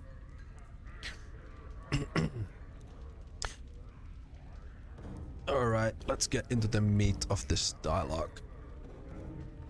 You're a traveler? Tell me of the plains. I am tired, Seeker, so tired. I am fresh back from negation. I will answer what I can for you, but I cannot promise that you will find satisfaction in the answers I give. What would you know? Would you hear of the outer planes, the prime material, or the inner planes? What's the difference? The difference is true essence, Seeker. The inner planes are matter, substance, true physicality. They are the building blocks of the multiverse, for it is from them that all belief in the elements springs. The inner planes filter through the ethereal plane, the plane of potential, some say, which forms the elements into the worlds of mortals. Once past the ethereal plane, one reaches the prime material, where exist all manner of mortals and monsters, and myths and machines. It is there that belief is born, and there that the spirits that create the outer planes are born. When mortals die, they pass through the astral plane, and no place that is thought and mental energy itself. It is in all things and in none. It is paradox among other things, and it filters spirits into the great ring.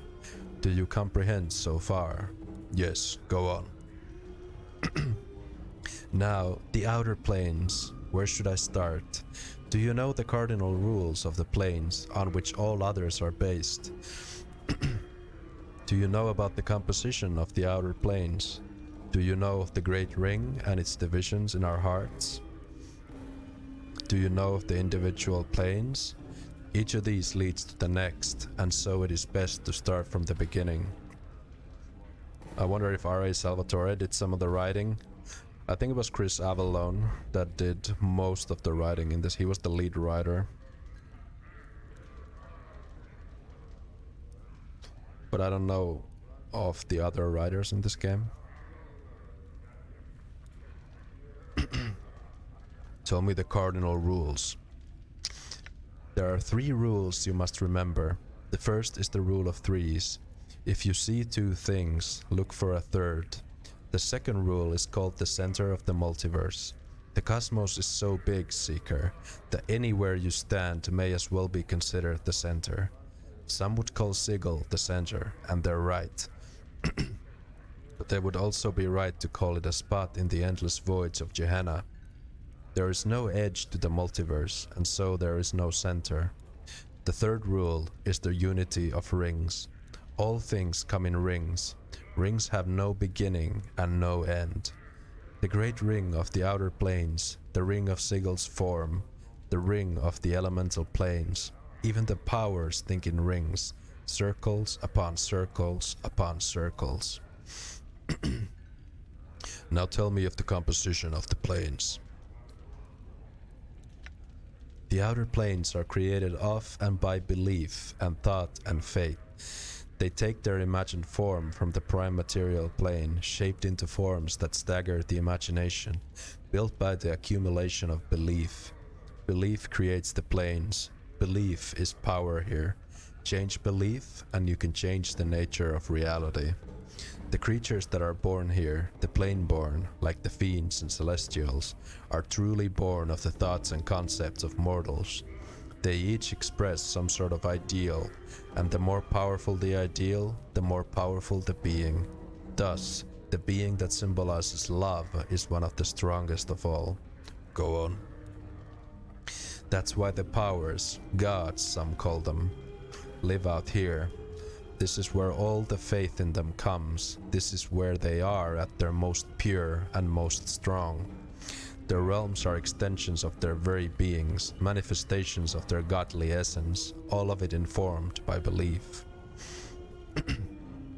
So the composition of the planes is belief? Tell me of the Great Ring now. Among the loose unity of planewalkers, we conceive of the infinite outer planes as a ring surrounding the plane of ultimate neutrality, the Outlands. The spire atop which Sigil sits is in the center of the Outlands. The further one travels away from the spire, the less neutral the plane grows, until it spills into the neighboring planes. Each of these planes impinges on the Outlands, spinning themselves into law and chaos, good and evil. The Great Road marks the demarcation between the Outlands and the gate towns that spring up around the gates to these planes.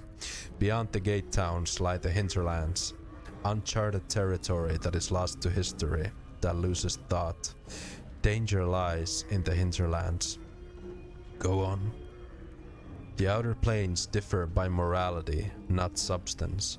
For you, we'll divide the planes into 3 sets: the upper planes of good, the lower planes of evil, and the boundary planes of neutrality. These are then divided further by law and chaos, with the Outlands in the middle. Which of these interest you? The upper planes. Of the upper planes, there are neutral planes, the lawful planes, and the chaotic planes. What would you know? The neutral planes. The neutral upper planes contain the Beastlands, a place of neutrality and goodness, with a slight tinge of chaos, where the animals rule in the eternal noon and night. They hold Bytopia, twin paradise of industry and labor, where all work toward the good of all. Communists!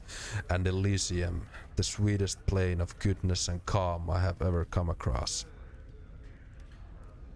Alas, right now I am not well enough to enjoy any of their restorative effects. What would you hear of now?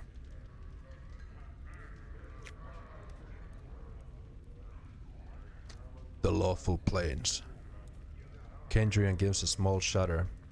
I am not the best person to speak of the planes of law, for the innate structure and ultimate patterns they impose frighten me.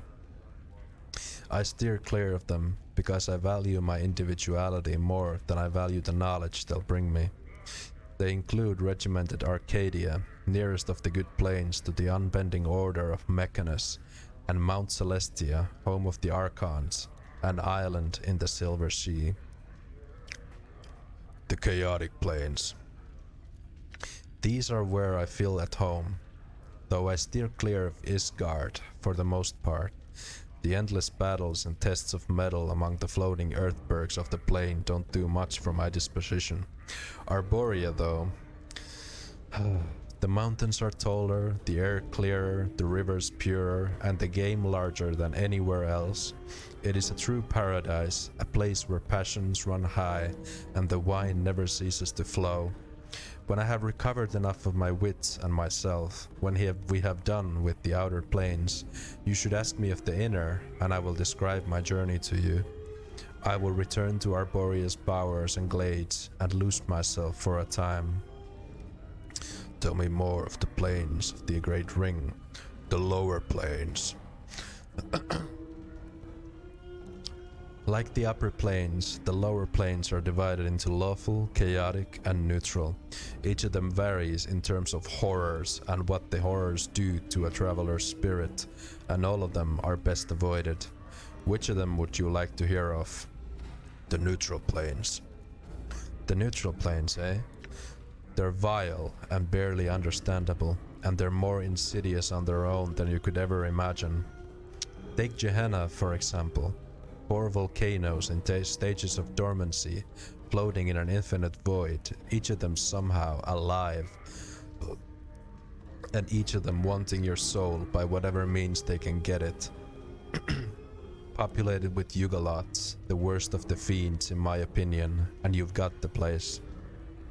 The plane of ultimate evil, at least that's what they call it, is the Grey Waste. And no place that drains color from your body and spirit, stealing away even your apathy, and it's the site of the worst battlegrounds in the war down there. Don't get me started. Then you've got Carceri on the chaotic side. Tell me about the war. Aye, the Blood War. At the name, your blood feels as if it freezes in your veins. Ilborn doesn't seem to notice, wrapped up as he is in his memories. 2 armies of fiends smashing together pointlessly across the lower plains, slaughtering mindlessly in the name of law and chaos. They'll aggrandize it, of course, but in the end, it's about hate and stupid endeavor that aids none and harms far too many. Tell me about Carceri. Carceri and its poisonous jungles, acid swamps, destructive waters, strung like a string of rotten pearls nestled within one another. He pauses and looks at you carefully, again fixing you in place with his eyes. Remember this, Seeker. Carceri is a prison, home to the Geralets, one of the most dangerous types of fiends there is. The strength of the prison is the strength of the captor, so as strong as the prisoner lets it be. Destroy the prison keeper, and a body can escape the red prison. There is almost no other way out, not when the gates close themselves against you and watch you spin off into the vast space surrounding the orbs. Be wary of Carceri, traveler, for its bonds can be greater than flesh. Updated my journal. The lawful planes. As much as I detest the order of the lawful upper planes, at least they present a modicum of goodness. Their lower planar counterparts, though. Acheron's a place of ricocheting cubes that never see an end to battle, swarming with the souls of dead humanoids. Beator.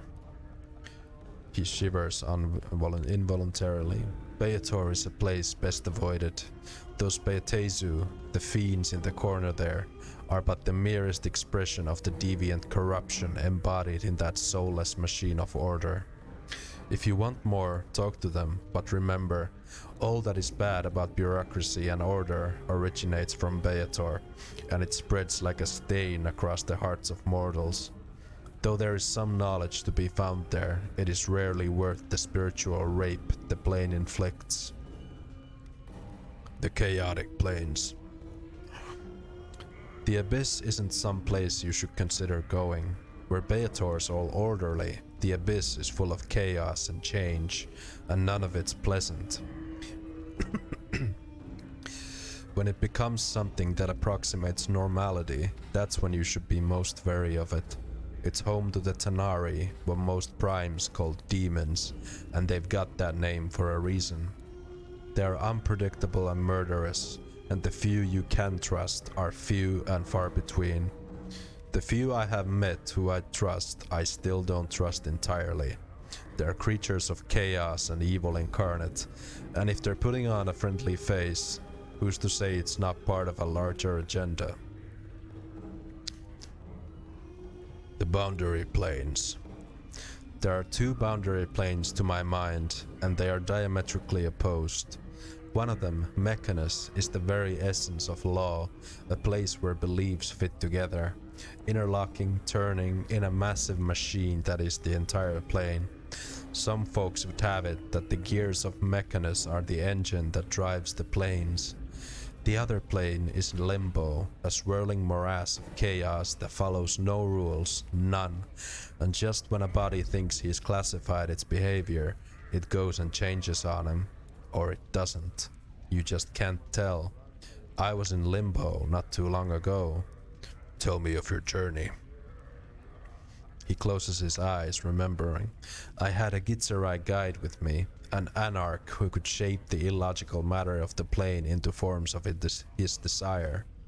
We had fought off the harrying of the Slayety, the chaos creatures who call that plane home. It seemed there were more than usual, but then one can never tell what's usual in Limbo. But I digress. In the midst of all this chaos, we came across a series of huge metal interlocking cubes, like some sort of puzzle box. It wasn't something we had shaped, consciously or not, and we couldn't find a way inside. It was like a bastion of order within the confines of disorder, a seat of law. That is the best I can explain it. Updated my journal. The Outlands. The Outlands are absolute neutrality, probably the best place for a body to visit in the outer planes outside of Sigil, if you don't want to have a plane's morality forced into your heart. Everything balances out in the Outlands, as it should be, for the plane that sits at the center of the outer planes. Power's realms are scattered about here, and there are handfuls of gate towns that open into the rest of the outer planes. The gate towns usually mirror the philosophy of the plane their gates open onto, and if the balance of belief isn't kept in the town slips into the nearby plane. It's a bad situation for everyone, because few of the folks in the towns really want that change. But enough of the Outlands, what more would you know?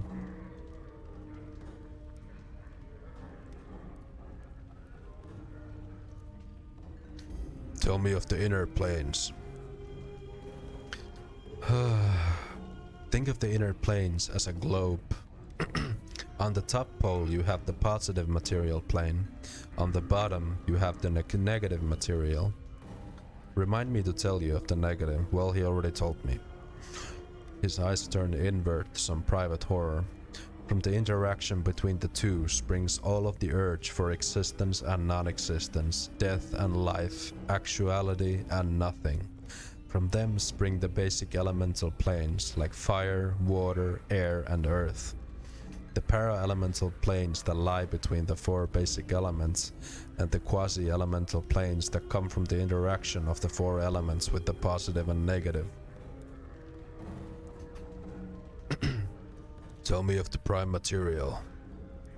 Do you want to know of the prime? Visit it. The boundless worlds of that plane have an infinite variety, as do the planes, but I cannot encapsulate them as I have here. Suffice it to say, they are the birth of the outer planes, the children of the inner, and they hold limitless potential within their boundaries. Thanks. Farewell. And we're done. Whew.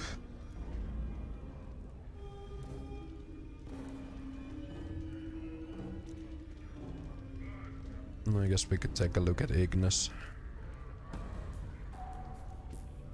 This crackling, billowing creature twists slowly above an iron grill upon the floor of the bar. It may have once been human, but now its skin is charred beyond recognition. Streams of fire form a wreath around the creature's body, and the flames lick at the few remaining pockets of flesh, causing them to bubble and run like wax down the creature's skeletal frame. Greetings. The thing makes no response. It rides slowly within the flames. It lives, but it does not seem aware of anything other than the fire that surrounds it. Its skin is flame, its heart is flame, and you know within some shadowed corner of your memory that this thing is dangerous. Examine the creature. The heat surrounding this creature is incredible. To your surprise, the iron grill the creature floats above has sagged and bent from the heat. At first, you thought the heat came from the grill, but now you realize it emanates from the creature. As you watch, flecks of ash drift from the writhing corpse and float slowly to the ceiling. I'm back. Can you do ebb and sin? Alright, you got it. I'm just gonna go and read all of that. No, sorry, buddy. You're gonna have to watch the VOD. Oh, we still didn't talk to this guy. Okay, this is the last guy in this bar, then we can leave. You see a trim, muscular man dressed in clothing that is comparatively drab and mundane compared to most of the outfits you've seen in this city. He carries himself with an air of supercilious arrogance. He also looks dramatically out of place here. "What do you want?" he asks. "Who are you?" "I am Alaze, warrior of renown. Surely you have heard of me." "No." Can it truly be that none in this town have heard of me or my exploits? Alas, I shall have to prove myself all over again. And here I had thought my fame had spread across the world. What world are you from? I come from the city of Aliburn on the River Tame. Surely you have heard of its glories and wonders. No matter, no matter. This place is benighted and ignorant when it comes to the splendors of true cities. I am told that my land is what is called a prime by the denizens of this city, though a prime of what, I don't know. How did you get here? How's my tormenting? Well, it's tormenting my throat, as usual, but, but other than that, we're doing good.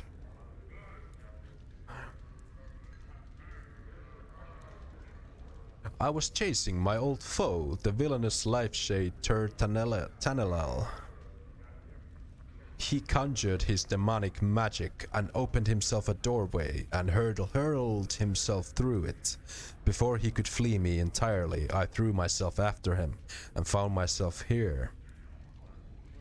That sounds quite like quite an adventure. I had some other questions for you. Who are the patrons of this tavern? I have met only the elderly Ep Creekneys, who has been instructing me in the ways of the city and the plains. My foe's spell must have catapulted us far across the world, for I know of no plains near our former location. No, plains as in planes of existence. They are planes of the imagination, of thought and belief. They are not physical prairies or grasslands, but other dimensions. A look of confusion passes across his face. I understand. What the old man said is starting to make sense. Excuse me, I must think this over. Farewell. Farewell. And there's no point in talking to him further, so let's get out of here.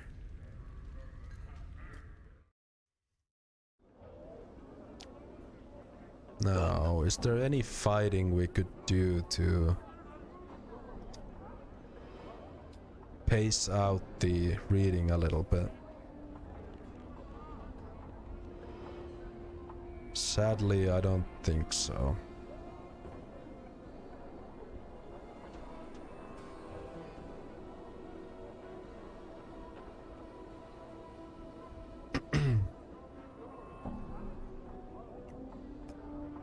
Did I recruit you yet? What do you mean? Is there a half-orc shaman here in this game that I don't know of? All right.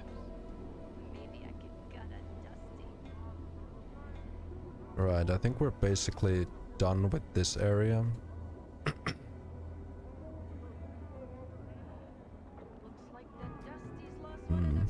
Or are we? Oh yeah, we should tell this woman here that we killed the 3 thugs. Yes, his name is Grumnir and he knows a Melisande is tricky. Oh. Well, I'll keep an eye out. You again. You have news for Sevtai? I found the starved dogs barking and penned 3 of them in the dead book. Updated my journal. The powers be not blind in their justice this day. The woman reaches into her spider-like hair and draws forth a copper earring. Here you are. A pretty bit it should fetch. 'Tis worth 33 coppers at least, I'm sure. It belonged to one of my sisters, but she won't be needing it anymore. Very well. Farewell, Sevtai. We're still neutral good.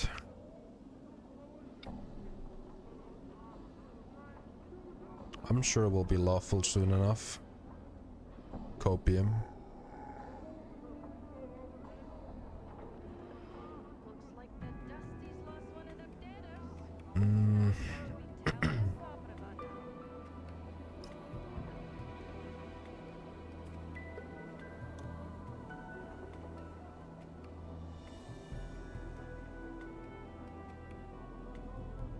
Yeah, let's just do whatever I think I should still do.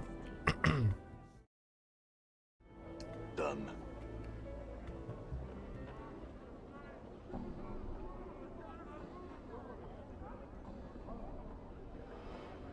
Damn, all the women in this city want to go for a drink with the nameless one. He's such a giga chad.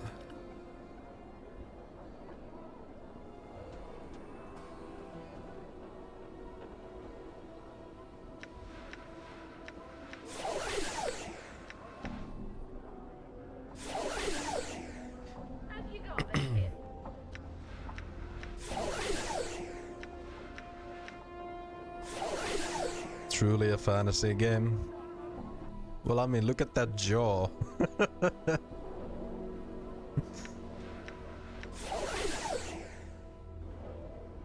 The dude's a giga chad, he's just a bit scarred.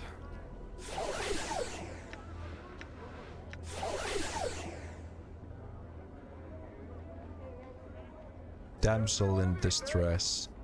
You see a pretty young woman. Her hair is in disarray and the bodice of her dress is torn. She looks about in desperation and then notices you. Greetings. She runs up to you and grabs your arm. You notice the front of her dress is stained with blood. Help me, Cutter! Please! You're killing my sister! She begins to tug on your arm. I'll help you. Take me to her. A look of relief washes over her face. She tugs at your arm. This way, Cutter! Yeah, you can probably guess where this is going. He's on the spit. He'll love it. You, sir, come on in. Oh no! I'm gone.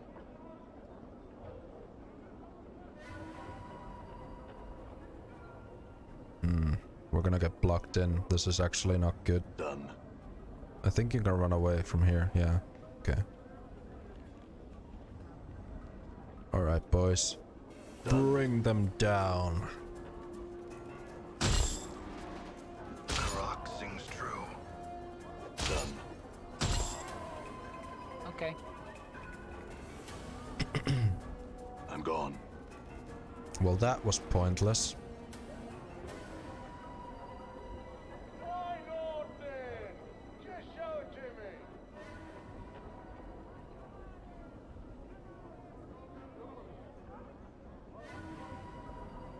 Damn it. Your path is mine. All right.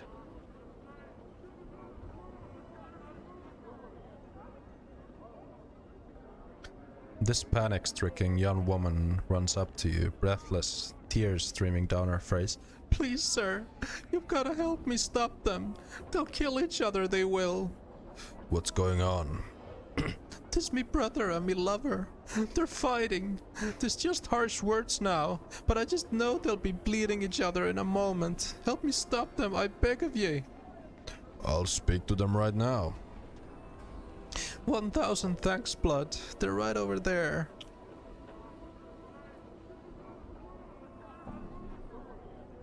This is one of two men shouting and waving their weapons at one another. It seems as if at any moment they'll leap at each other's throats. Greetings. The man, face reddened from the exertion of hurling curses at his foe, whirls to face you. What do you want? Can't you see I'm busy, you sod? Your lover wanted me to stop the two of you from fighting. The man suddenly becomes silent. Elise called for you, eh? I don't know who ye are, Burke, but I don't see how ye plans on stopping us. Look, Elise doesn't want to see either of you hurt. Can't you take care of whatever the problem is without scaring the wits out of her? The man furrows his brow for a moment, then nods his head. You're right, Cutter. Here I was fighting to give her the chance to get out of her brother's shadow, and then I go and ignore her pleading and do things my way with myself. Guess I'll work things out with this sod some other way. Glad you see things that way. For what? I feel stronger. Yay, leveled up.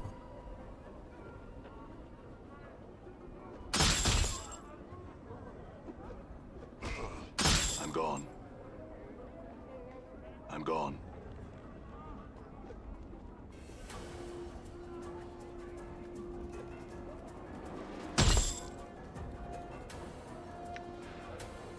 I'm out of spells. Okay. All right.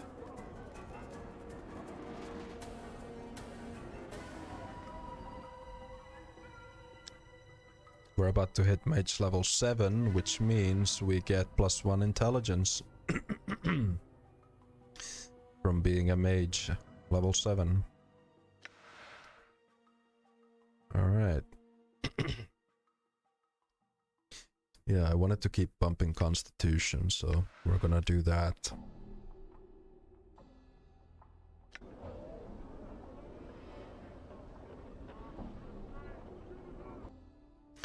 Your intelligence surpasses that of mortal men. There's no limit to the amount of spells you can put in your spell book. Well, that is quite poggers.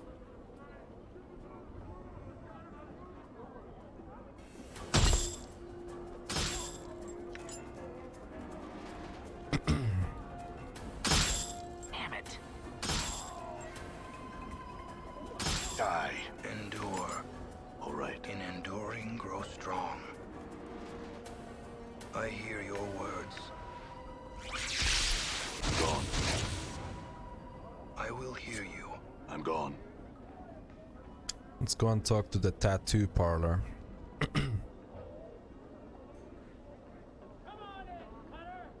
Hey man, how's it going? Hello, Space Bogan. Things are going good, although my throat is suffering. As usual. But I shall bear this burden with grace and pride. Let's see if we can get a good tattoo. I'm gone.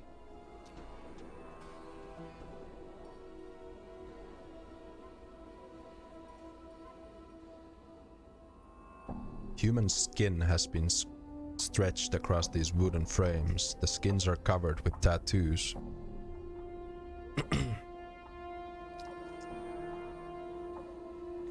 Cheap beer could have that throat. I don't know. Something hot would be better. Although it's kind of late, so I don't know if I want to make coffee, because I do want to sleep at some point. I'm not ending stream yet, but I'll suffer for now. Regiek, we're on to you now. Oh, so this is where he ended up. And now he's disguised as this goat head, dude. Anyway, let's talk to him. You see a tall creature with a shock of white hair. Its skin has a greenish cast and a pair of goat horns protrudes from its forehead. It is dressed in long, flowing robes. Greetings.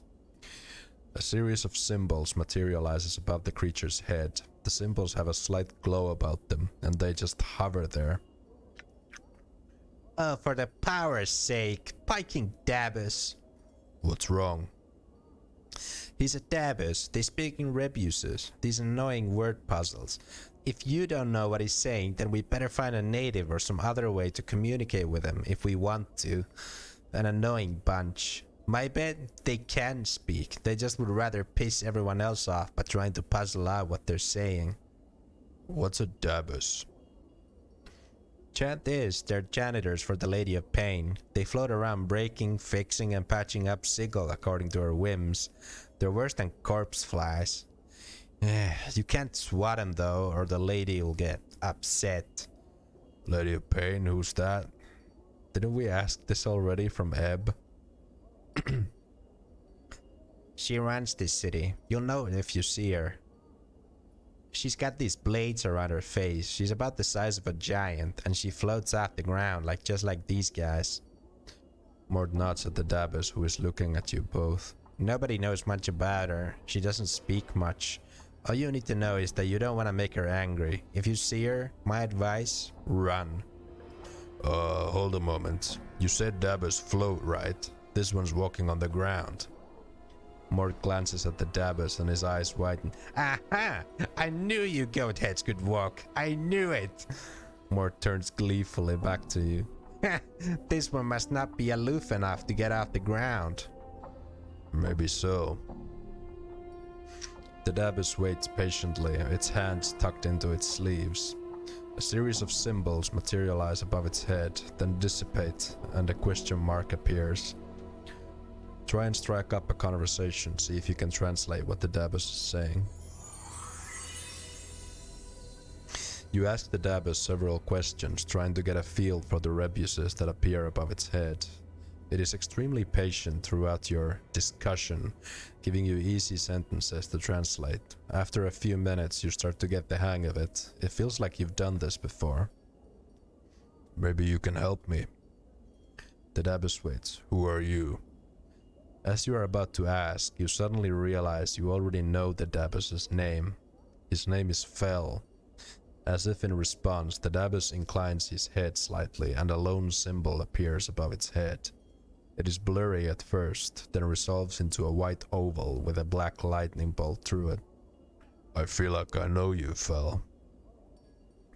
Fel bows reverently, and a stream of symbols swirl about his head, rotating clockwise, then counterclockwise. It takes you a moment to translate. This is the first time, and not the first time, you have come to this place. Do you know who I am? Another series of symbols materialize quickly and sharply into focus above Fel's head. The translation comes to you just as quickly and sharply as the symbols themselves, and as if you have translated the exact same string many times before. Yes, but I am not permitted to tell your story. Why not? Updated my journal. For a moment there is no response from Fel. Then a stream of rebuses appear as if trickling out of Fel's mind. My apologies, I cannot change the nature of a man. He said the line. You can't explain why, but the last sentence sends a crawling sensation through your skull. Nature of a man? What does that mean? The symbols that appear above Fel almost mirror the previous stream. My apologies, I cannot say. I see. What is this place? A slow train of symbols materialize around Fel's head. The symbols take several moments to resolve, starting with simple lines, then fleshing themselves out into breathtaking colors. This is where I tattoo color and life upon flesh and bone. What are those frames in the back room, Fel? A caravan train of symbols slowly materialize around Fel one by one. It is my gallery. Your discarded skins are my canvas. I admire you. I am saddened for you. Saddened for me? Why? Another caravan of symbols forms around Fel, this time forming a circle. The mark of torment lies upon your flesh. Tragedies and loss have built themselves upon it, like stones upon a foundation. You have endured great pain. What do you mean? A long string of rebuses appears above Fel's head, then surrounds his arms like manacles. I admire you because you have never surrendered to the weight of these losses, despite the fact their chains hang on you still. Go on. A long string of rebuses appears above Fel's head, then falls, covering him like a cloak. These losses blanket this life and all of your past ones.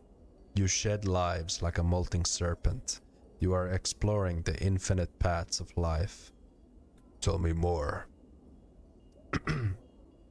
A long string of rebuses appears above Fel's head, then falls suddenly to the floor, streaming out behind him like a shadow. Take with you this warning. Each of your lives casts a shadow on existence. You must travel to a place where these shadows have gone mad and regrets have scarred the earth. Is there anything else you can tell me? A brief series of paper-thin rebuses appear in an orderly row next to Fel, then vanish into glowing motes. Do not sign anything. Very well. Another series of rebuses appear, forming a spiral. They have the texture of a question about them. Do you feel complete? I don't. In fact, ever since I woke up in the mortuary, I feel like something's missing. Something inside. Fel nods, and a series of symbols materialize in a halo around him. You are strong. Keep faith, and you shall become whole again. I'll try. You say you've met me before, Fel. Do you know how I died? Fel does not respond for a moment, then slowly, menacingly, 3 symbols materialize above his head, each of them casting a long shadow. Shadows. Shadows? The 3 symbols swirl about each other, each leaving a faint black misty trail about them. They take on a ragged edge, like teeth and talons, and multiply. Where there were 3, there is 9. 9 becomes 27, until the room is a swarm of shadows. Many shadows. They streamed from the darkness, swarmed you, then left you to die. Why? The shadowed symbols swirl into one, then dissolve to be replaced with a simple symbol. I do not know. Can you tell me anything about these tattoos on my body? Fel studies your body for a moment, walking around you. He mirrors each symbol as he examines it, then returns to face you. I know them. None are by my hand. Can you tell me about some of them? Fel nods, symbols appearing around him like fireflies. The ones upon your back were scribed with a careful hand, and are directions for a mind that forgets itself. The symbol that lies upon your left shoulder is the mark of Torment. Torment? The symbol sharpens, gaining edges that are almost painful to your eyes.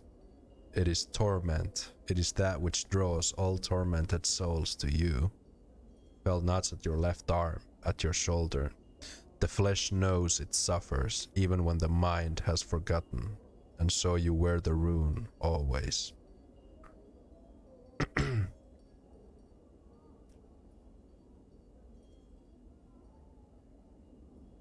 Oh yeah, I went through that. Okay. Can I see what tattoos you have? Alright. So here we got some tattoos. Tattoo of the art. +1 to intelligence. 1 additional 1st and 2nd level mage spells. That's kinda whatever. Razor Angel ink. Oh, so it has charges and it gives you protection from evil. This gives you bless. Tattoo of the skull. +1 to charisma, -1 to wisdom. Yeah, no. Wisdom is much more important than charisma. And besides, if I need charisma, I can just cast the friend spell. This gives you +1 Thaco. This gives you +1 damage. +1 strength. +2 strength, but you have to be a fighter. Insight. Revelation. Soul. +2 dex. +2 constitution.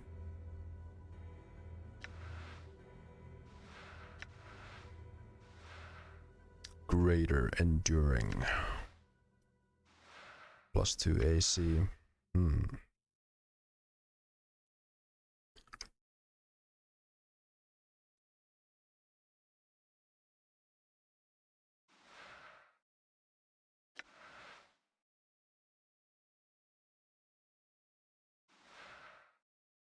I don't know if I really need any of these at the moment. I guess I could give Dakon a tattoo. Oh, get the unicorn tat so you let people know you're horny. Good one.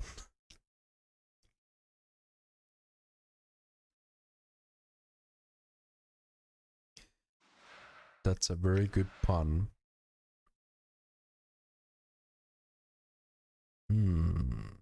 If we gave Dakon the tattoo of greater might, he would have 20 strength and he'd have pretty damn good Thaco then.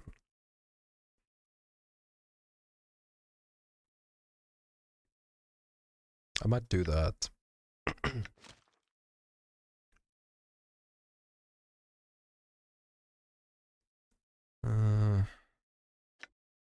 I guess I could take the... Well, I mean, that's +3 hit points. That's so whatever. Oh, and I could give him the tattoo of health, so he'll have 19 constitution. Yeah. That's pretty good.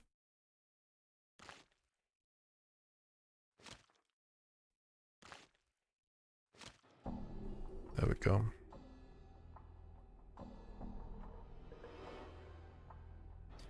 Now he gets +3 to hit and +8 to damage. Alright.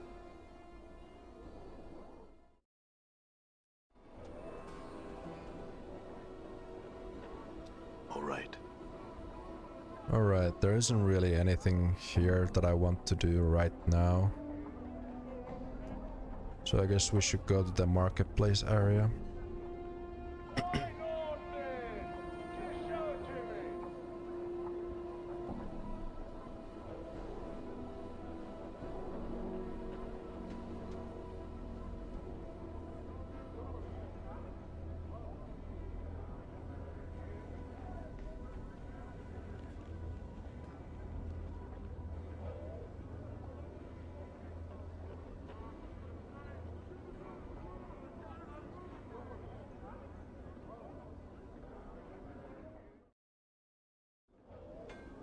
I'm gone.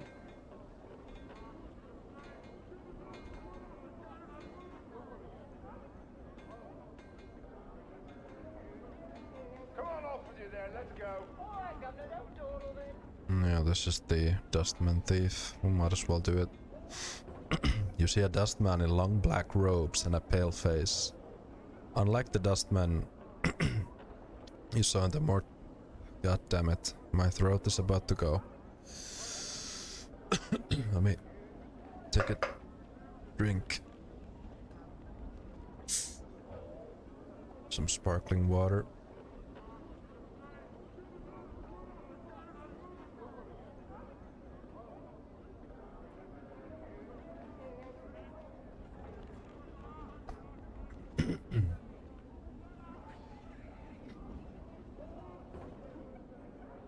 However, this man looks confused and is glancing about as if looking for something. When he spots you, he raises his hand to attract your attention. Greetings. The man seems relieved that you are speaking to him. He bows slightly. Thank you for hearing me, traveler. I am known as Ash Mantle, one of the Dustmen's sect. I was wondering if you could direct me. I don't know the area very well, and I'm looking for a certain establishment, a bar that those of my sect frequent. Do you know of such a place?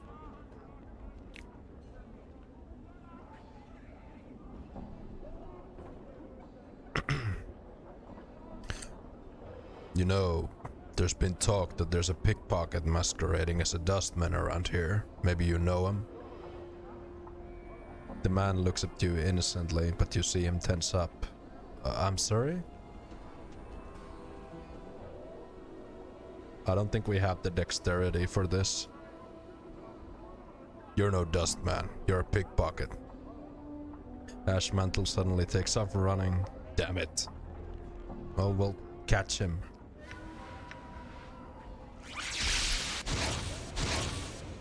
Okay, we got him. Gone.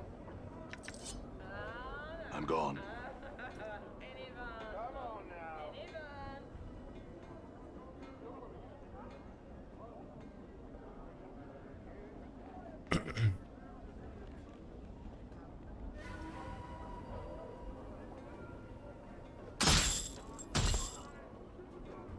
Hey, watch, Chief.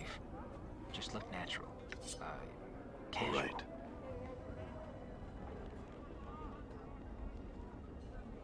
Let's actually dump some useless inventory items here. Right, so we don't need these notes. Don't need the rags, don't need the skull. We do need the junk. This can be sold. Don't need the diary. Actually, we don't need the key anymore. Okay. Don't need the cobblestone or this, or this, or this. I'm pretty sure this cannot be sold, so I'll just dump it. I shall serve.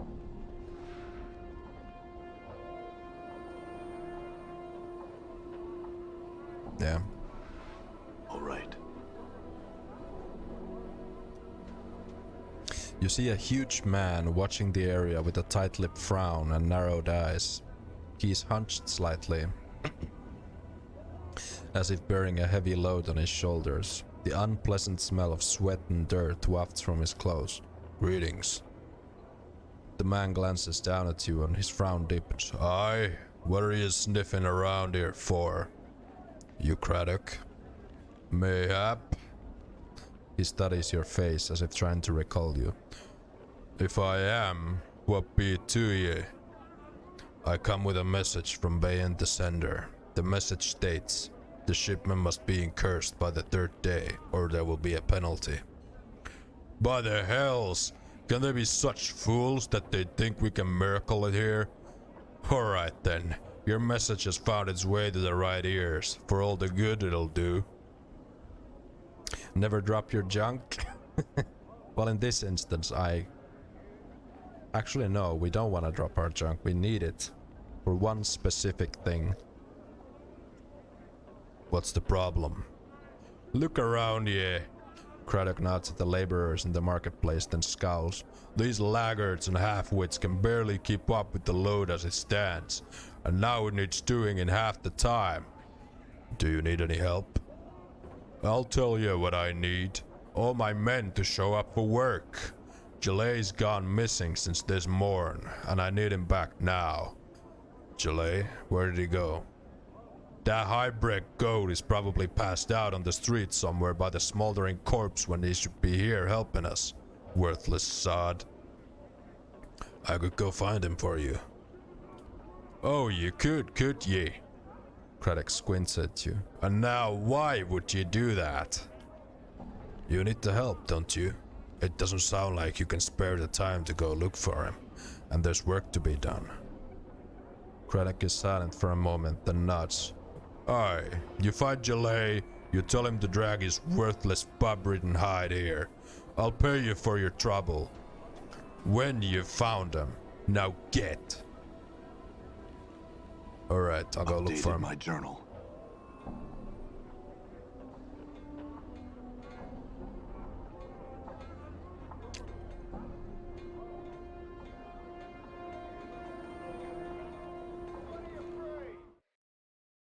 I'm gone.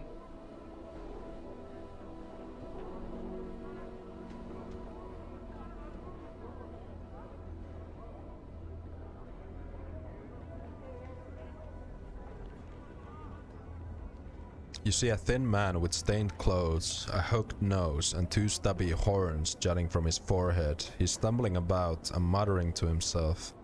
He stinks of brine, vomit, and cheap wine. Greetings. Eh?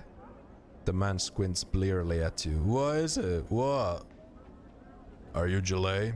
If so, Craddock needs you back at the marketplace. Craddock?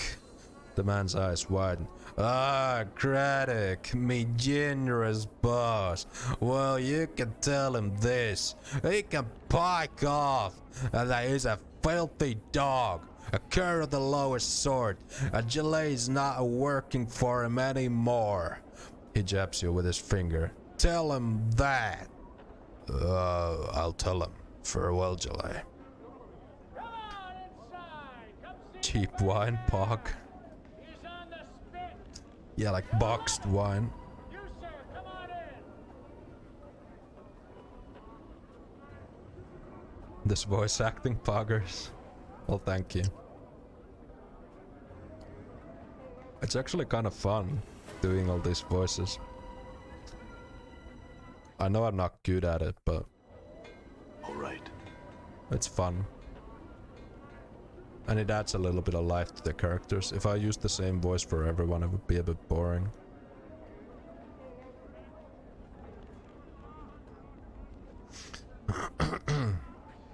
You see Craddock. His scowl has deepened since when you first saw him.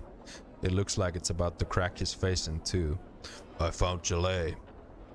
Is that right? Craddock glances around. Where is he then? He said to pike off, that you were a cur of the lowest sort, and that he wasn't gonna work for you any longer. Updated my journal.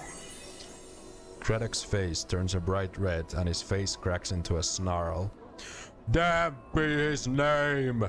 May all the evils of the plains hound his footsteps! A blistering stream of insults, threats, and speculation about Jalay's family roots issues from Craddock's mouth. New taunts, all right. Ah! Mort clicks his teeth together as Craddock builds up steam. You can almost hear him taking notes inside his skull. Craddock finishes his tirade with a grunt. Damn, that Jalay.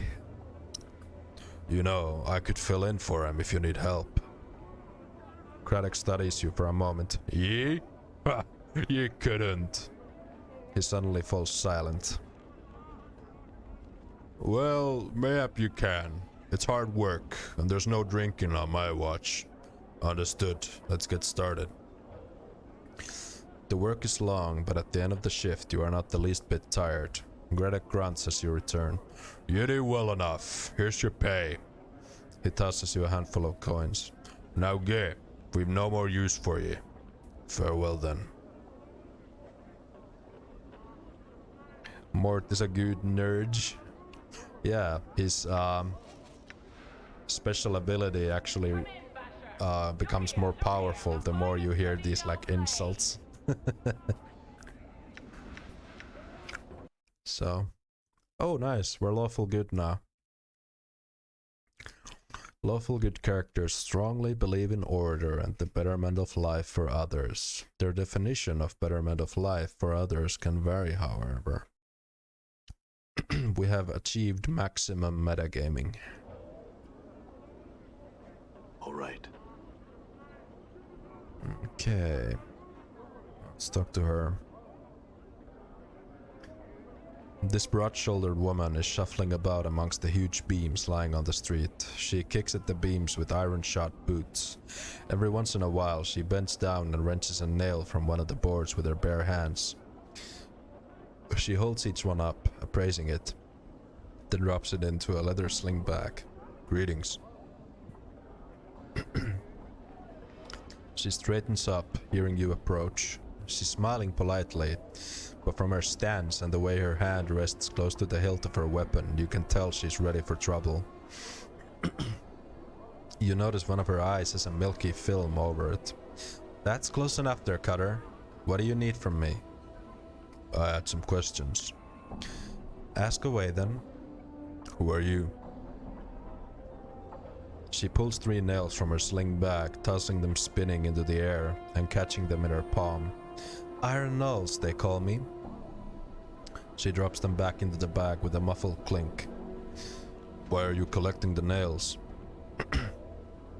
I sell them to a man named Hamries in the lower ward. Maker of coffins he is. Tell me more of this Hamries. There's not much to say. He's a bit chatty. He'll rattle his bone box till you're barmy if you let him. But a fair bargainer. He needs the nails, I need the jink, and that's about as far as it goes. Where's the lower ward? I used to know the way I did, but the dabbers have changed the streets around again. Don't know how to get there now. I'll need to chart a new path, but I figure the dabbers will straighten things out eventually. Does anyone else here scavenge nails? She grins and shakes her head. No one was clever enough or had the will to do it before me. And I've shoved off anyone who's tried to jump me claims since. She pats the long-bladed dagger hanging at her side slowly. Your claim? Aye, that's what I call it. Honest labor's hard to come by in the hive, and I'm not about to let some sodden piker peel me of me work. I've sent more than one Burke running howling holding their guts in, or off with the collectors if they were unlucky.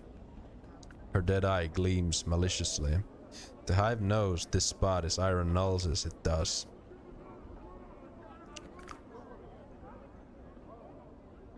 Can you tell me about this place? Look, Cutter, I've a lot of work to do. The nails aren't finding their way into me bag while I'm spilling chant with you. Why don't you pick another Cutter's brain box about that for a time? I'm looking for a man named Farad. I heard the name I have.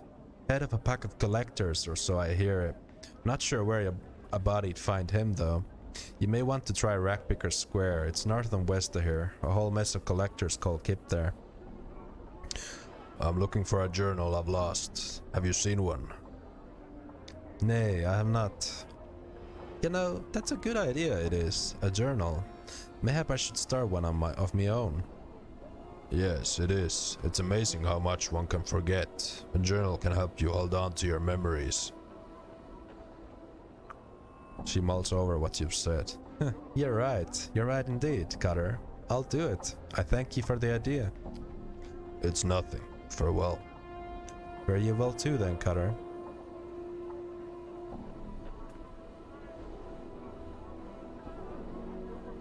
Your path is mine, opened. All right. Come in, Basher. Look here, the finest Toledo blade. Gaoha. You see a thin, yellow-skinned humanoid covered with a variety of dazzling tattoos. His eyebrows have been accented with black charcoal lines, and his teeth are filed to points. Ugh.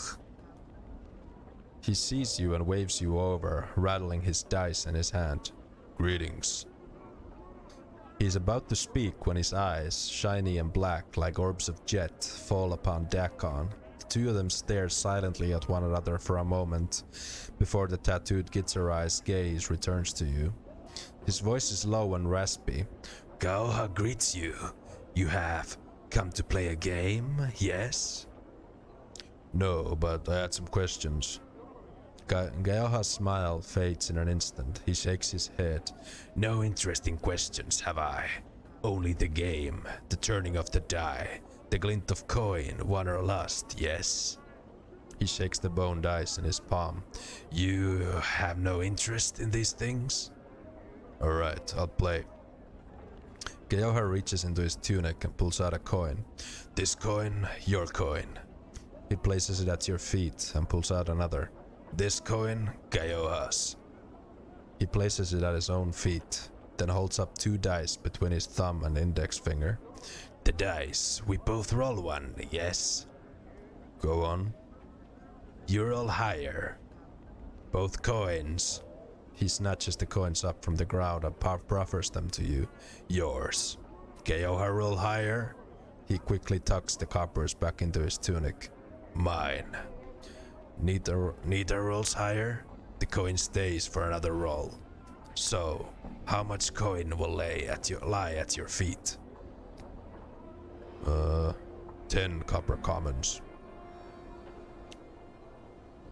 You both roll the dice until Geoha rolls higher. He snatches up your coins, tucking them into his tunic.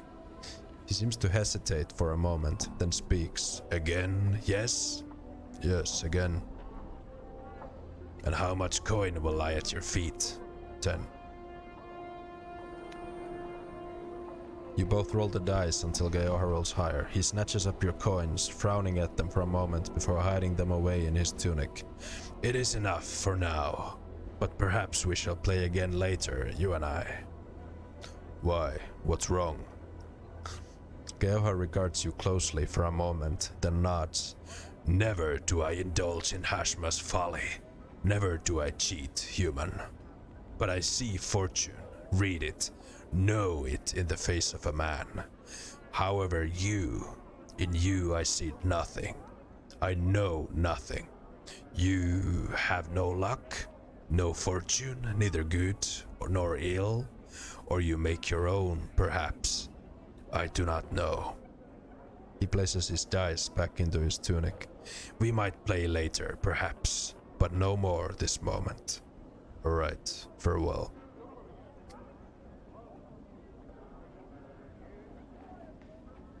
Rofira.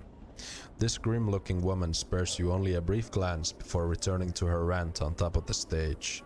She has a powerful voice that carries across the marketplace, even cutting through the noise made by the merchants and the surrounding foot traffic.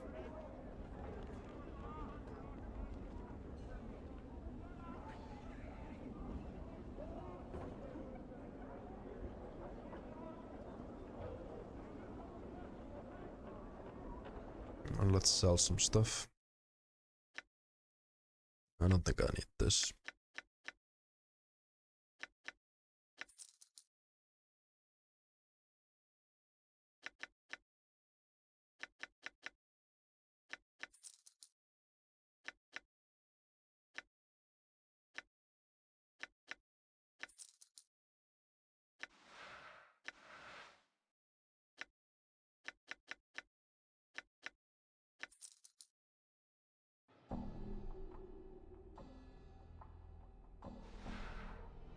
Let's buy this bag.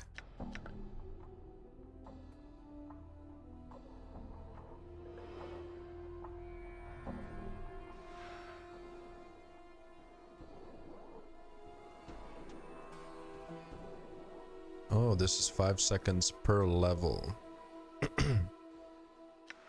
That's not actually that bad. I'll buy the blur scroll first.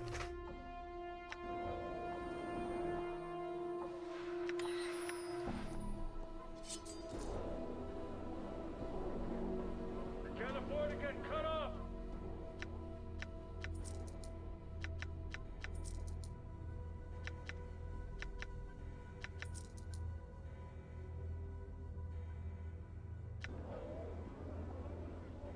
Let's buy a limb.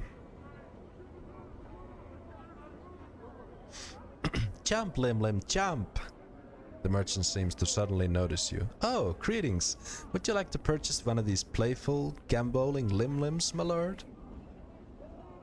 Not yet. Just what are these limbs? They're from the Outlands, my lord. Neither wholly insect nor animal. They're friendly, playful, and quite loyal. He takes a sidelong glance at the limbs, then leans close to whisper, pretty tasty too in a pinch. I'd like to purchase one. A limb will provide its own food, eating insects, tiny rodents, and the like. They will follow you everywhere you go, are easy to clean up after, are quiet, exercise themselves with their constant flipping about, and best of all, they leap over 15 feet when prodded with hot coals.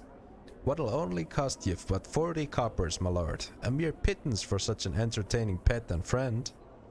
Mort, what do you think? Why not, boss? It'll be fun to kick around when we're down, right? Well, I can kick it vicariously through you, at least. I want to see that 15-foot hot coal jump, too. I'll take one, merchant. How nice, my lord. Here you are. My own limb limb.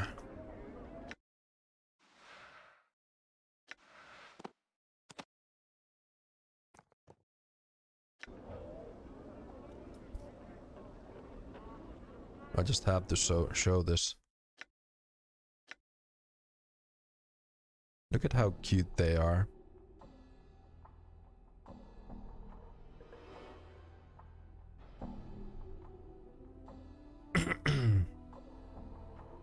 Oh yeah, and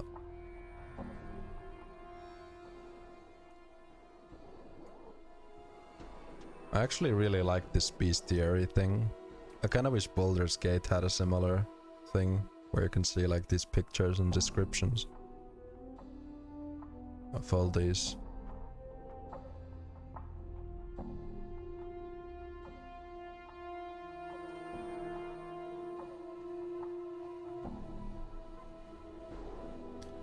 Some of these, I feel like, I wonder if I can actually show these on Twitch. What the hell? Look at that. Yeah.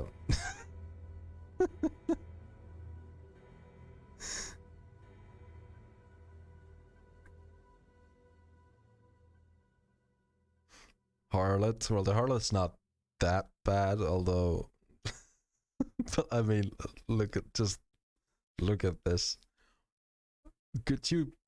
Is it even possible to wear any less clothing than that? Like, holy shit.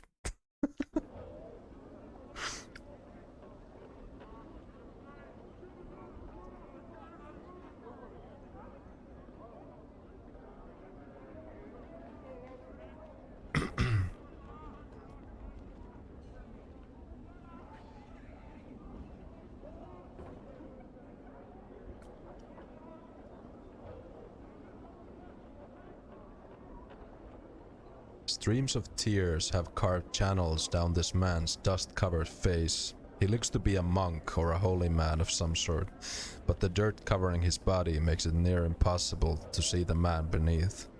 He is chanting and rolling his head back and forth. It looks like some sort of ritual. Greetings. The man stops his frenzied chanting and glares at you with his tear-rimmed eyes. He opens his parched mouth to speak, but all he can manage is a withered croak. What's wrong? Why are you crying? His voice is so hoarse that it sounds like he has been without water for days. As you watch, a tear trickles down his face. I am a crier of Es-Anon. Es-Anon? Who is Updated that? my journal. Who is Es-Anon? The man throws back his head and gives a rasping laugh. It sounds brutal and defeated. Es-Anon. It is not a man, but a city. Why do you cry for a city? We cry its name because Es-Anon must not be forgotten. All the criers of Es-Anon carry this burden. You mourn a city. Why do you do such a thing? Because its name is all that remains. Its avenues of light, its great spiraling parks. When it was laid waste and reduced to memory, only 70 of its people survived. It was our duty to see that its name was remembered across the plains. Many criers of Es-Anon have died for the sake of remembering. Many. If it places you and the others at risk, why don't you stop? The tears I shred, the dust that cloaks me. These things are as nothing compared to what awaits should I give up my sacred burden. We must see to it that its name is remembered. We are living memorials to its passage. If so, then what happens if you all die?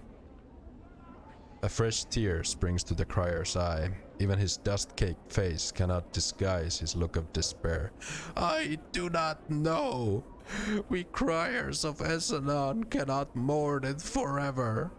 Even now, the dust clings to our robes, the spit dries in our mouths, our bodies wither and die. Is there any way I could help you? You are kind to ask. The crier shakes his head. Unless you can immortalize Ezanan, there is no help to be had. Must it be immortalized by a man? Would a tombstone serve? The crier blinks. Tombstone? It's a stone that records a man's name, his life, and a eulogy. If it serves a man, could it not also serve a city that has died? Stones may do such things? Yes, and their lifetime is much longer than a man's. If its name was carved on stone, would Ezanan's memory be served? The man pauses. Would others see this name? Yes, it would be there for all to see long after you have died. The man nods. If such a thing were possible. He turns to you. Where would one find such a stone? I could go look for one. If I find one, I could see to it that Ezanan's name is carved upon it. You would do this? The man's eyes water up again. You would be setting all the criers of Ezanan free, but a score of us remain. The burden of remembering would be over after so many years. I would do so. I will return when the name is carved. Updated my journal.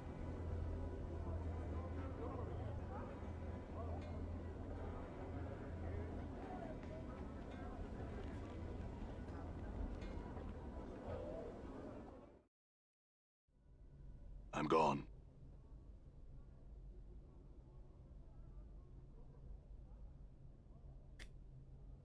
Phineas T. Lord, the 39th. You see a squat man with rash-covered skin and several pustules covering his face. His clothes seem to mark him as some sort of an official, but they are dirty, wrinkled, and covered in rat hair. As you watch, he idly scratches himself with his stubby fingers. Greetings. Ah! The little man shrieks and jumps, startled. Clutching his heart, he takes a deep breath and pushes his spectacles up on his rash-ridden nose. Yes. And what is it that I can do for you? He scratches his nose and looks you up and down, studying your scars. I have little to nothing in the tell, so if you have come to plunder the premises, this locale is ill-chosen. I'm not here to plunder the premises. Who are you? I am the respected Phineas T. Lord, the 39th, in charge of this hive branch of the Office for Vermin and Disease Control. It is my distinguished privilege, he scratches his chest and puffs up, to inform you that we, in the bureaucratic sense of the word we, meaning to encompass the Sigil bureaucracy as a whole, are accepting bounties on all manner of vermin and strays that infest the, he scratches again, fair streets of Sigil, hub of the multiverse, and the city which sits at the center of all things, the city by which all other cities are measured. Need to up the hardiness for this guy? I'll try. Bounties? Updated my journal. Yes. We, in the bureaucratic sense of the word we, meaning to encompass the Sigil bureaucracy as a whole, are accepting tangible proof of the eradication of brain vermin, aka cranium rats, from the hive area where they have clustered quite thickly for the past many years, as a recent census of the vermin population has shown. I am empowered by the Sigilian bureaucracy to pay a bounty of, he puffs up dramatically, 1 copper common per cranium rat delivered to my branch office. Greatest Vermintide player. Cranium rat? Cranium rats are a species of vermin that become more intelligent the more of them are in close proximity to each other. 1 cranium rat alone is but a nuisance that chews at boards and burrows into food. But 5, 10 or more, and their intelligence grows until it surpasses even the intelligence of ones such as myself. He scratches, then sniffs disdainfully. I imagine that 2 or 3 cranium rats might be enough to outwit you, sir. Another comment like that and he'll be wearing your ass as a hat. How many cranium rats are in Sigil? More than enough to last the bounty hunter a lifetime. Perhaps several.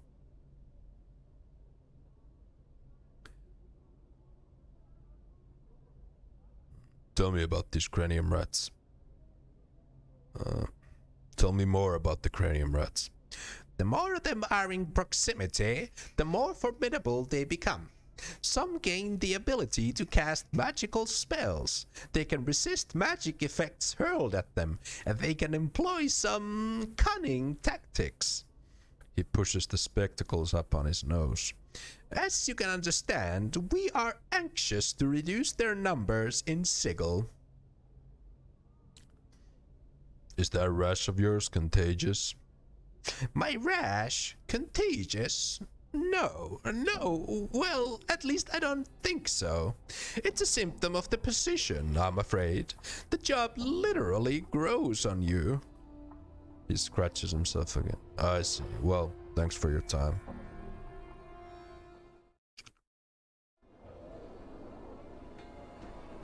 Done. Creedon. This foul-looking man is quick to notice he's caught your attention. In moments he's upon you, hawking his wares. He carries a long wooden pole. Dozens of skinned and cooked rats dangle from it.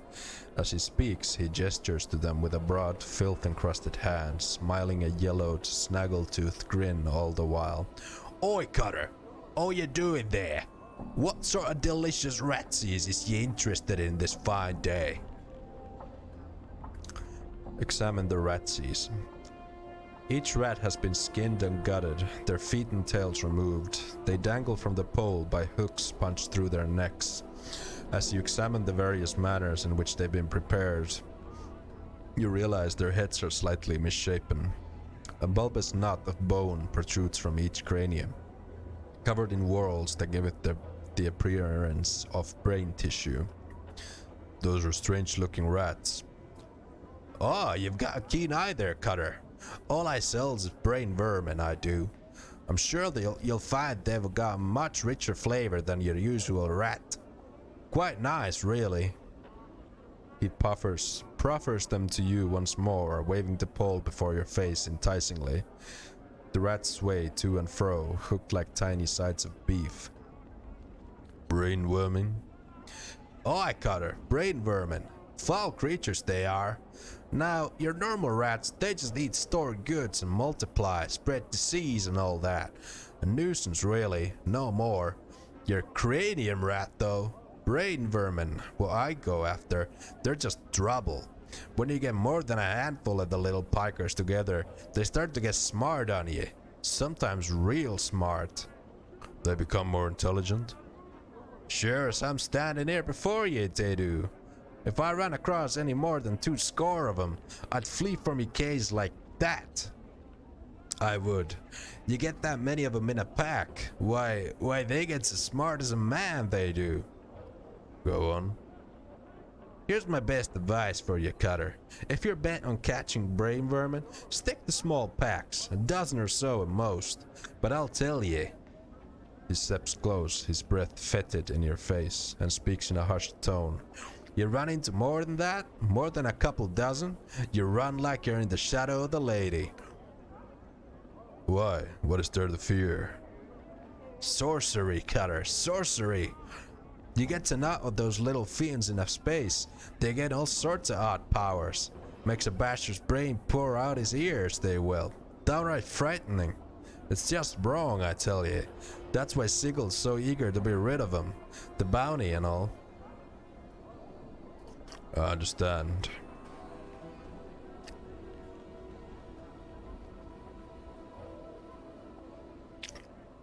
This is basically all stuff we already know. There's no real reason to go through all this dialogue.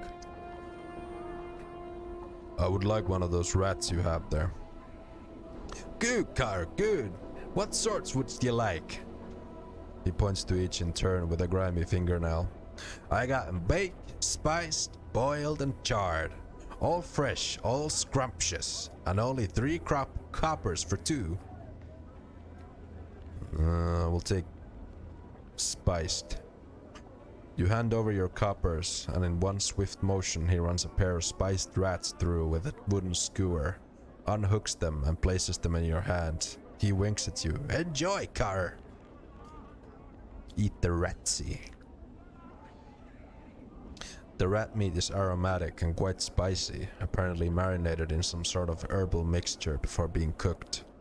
It is a bit greasy and rather rich, tasting of some other meat you're sure you've had before. The man looks at you expectantly. Did you like? Would you like another? No more for me. Farewell.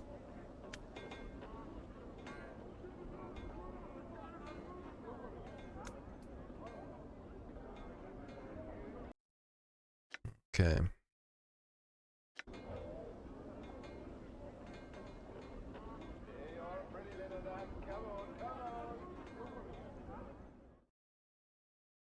Done.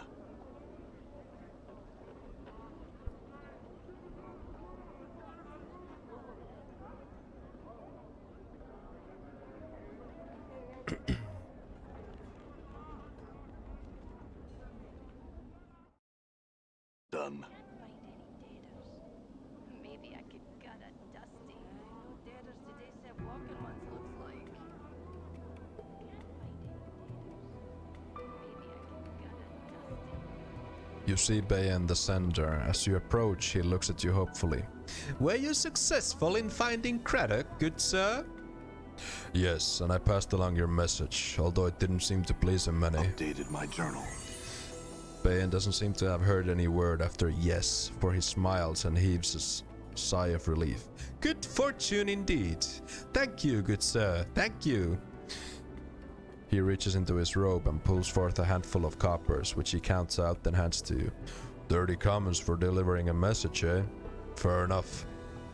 Oh, more than fair, good sir, more than fair.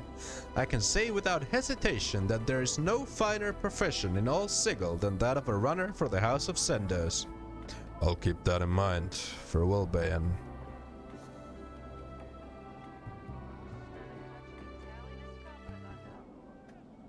Actually, let's do this.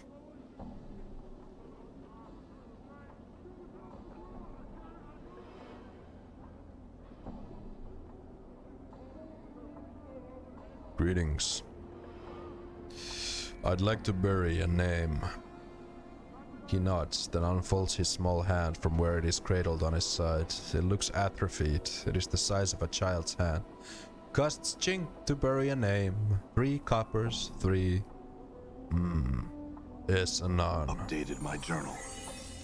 The coppers fall into Death of Name's hand, and he tucks his arm back to his side. His eyes, now suddenly alive, roll to the back of his head, then snap forward and begin scanning the monolith and walls of the memorial area. Wait. He catches sight of a spot on the wall, and he quickly scuttles over to it, hunches down, then begins to chip at the wall. He stops a few moments later, hops up, then returns to you. Buried. The word has a finality about it that makes you uncomfortable. Thank you. Farewell.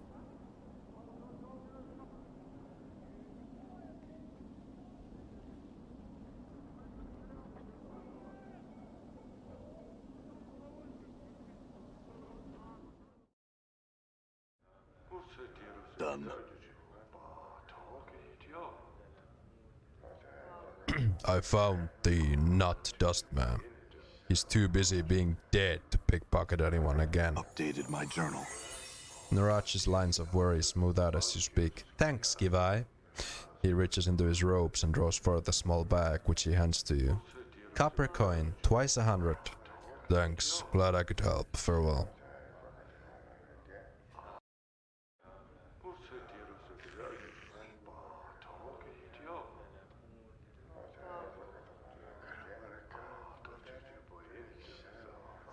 I spoke with Norach and did as he asked. Emmerich nods. You have done as I asked. Do you wish to continue with your initiation? Yes, I am still not certain my beliefs are those of a dustman, but I would like to see more of the faction before making a final decision. I have another test. Seek one of our initiates, awaiting death. He is here in the bar. He reaches for the true death out of passion. If he persists, it shall remain forever out of reach. Speak with him and see if he can be helped. I already spoke to him about it. I would know what you spoke of. He has chosen life over death, for now. I would know your thoughts on awaiting death's choice. He is a dustman. He has learned his lesson. You spoke with the initiate awaiting death. Your thoughts on the initiate awaiting death are known to me. You have done as I asked. I have another test. There is another I wish you to speak to here at the bar. Her name is Siri. Siri is an initiate of the Fifth Circle. She no longer holds Dustman teachings as she once did. Her heart is bitter. One would know why. I already spoke to her. The fever she was stricken with half a month ago has made her afraid of death. She blames the Dustman. I would know what you said to her. I told her that her fear is temporary. Time will prove her a Dustman. You have done as I asked. Do you wish to continue with your initiation? Yes, there is more I would learn about the Dustman faction. I wish to continue with the tests. An initiate of the Fifth Circle, Soego, has undertaken missionary service for the Dustmen. His path is not one known to me nor the faction. I would know his whereabouts. Isn't Soego at the mortuary? No longer. His departure was sudden. I'll go look for him then. Farewell. Now look at this, we're getting shit done.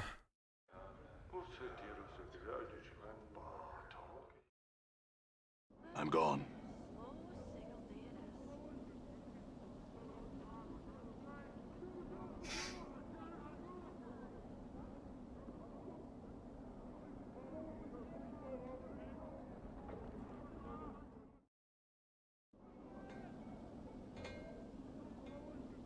All right.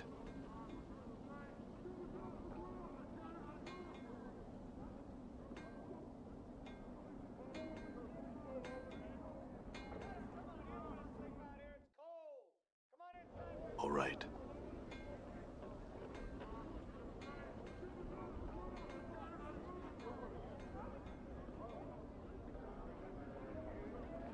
Any journal updating here? Hello, Bogu. Yes. Lots and lots of journal updates. Look at this.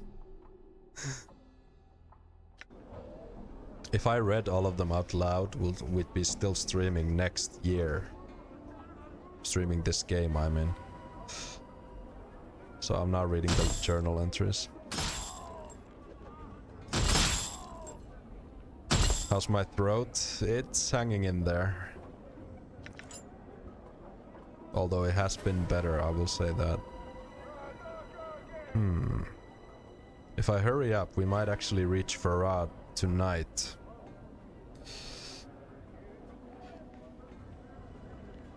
Yeah, I don't mind staying up a bit longer.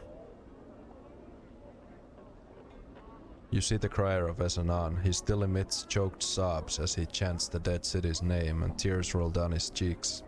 I have seen to it that Esanan's name has been remembered. It lies carved upon the black stone monument outside of the mortuary. Updated my journal. Suddenly there is a brief whisper in the air, and the man's eyes dry. One of the tears that ran on his cheeks simply vanishes. Then Esanan is served. I will tell my fellow criers of the stone you have prescribed. You have my gratitude. It was nothing. Farewell. I hope you and your brothers spend the rest of your days peacefully. Okay.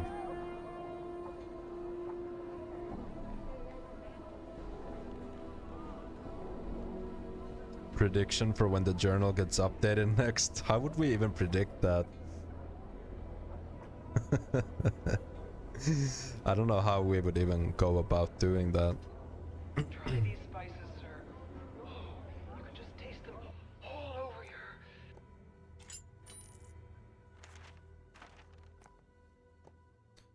Right, let's I'm actually gonna keep this identify scroll.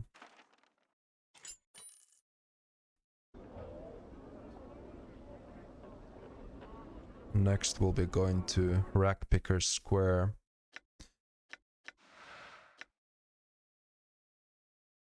Yeah, we can definitely reach Farrar today. Like this stream, if we just don't dilly-dally.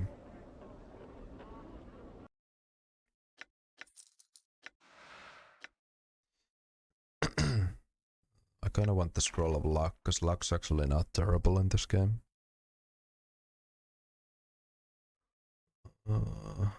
Maybe get some blood charms, because there's gonna be a little bit of a dungeon crawl later.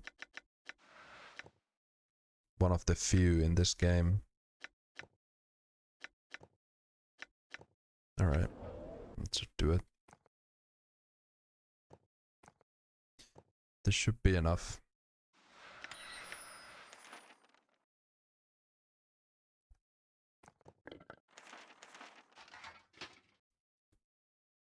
Alright. Yeah, we've done basically every major side quest here. There's still some minor stuff to do here, but we'll be coming back here later anyway, so we can leave that for later. I'm gone. If these stupid thugs would stop attacking me 24/7. They actually stop attacking you once you reach a high enough level. I don't remember what it was. I think it's like level 10 maybe. Done.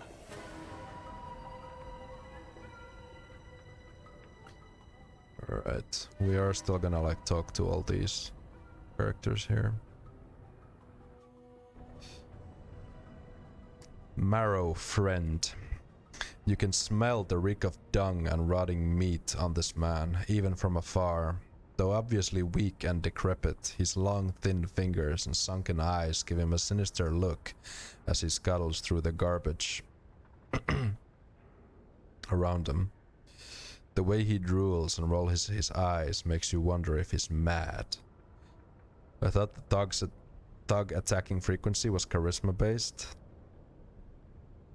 Really? I don't think so, because I'm pretty sure I have played with a 18 charisma character and I still got attacked 24/7, so I don't know.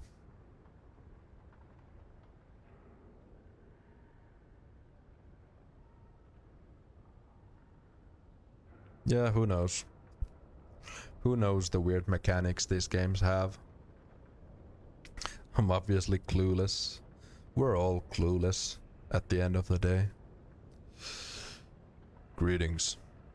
He tries to focus on you, but his gaze wanders. His eyes are set deeply into hollow sockets, and his skin is terribly pale and diseased, covered with rashes and yellowed patches that look ready to peel from his body at any moment. The stench emanating from him is terrible. As you open your mouth to speak, he licks his lips and swallows. You dead her?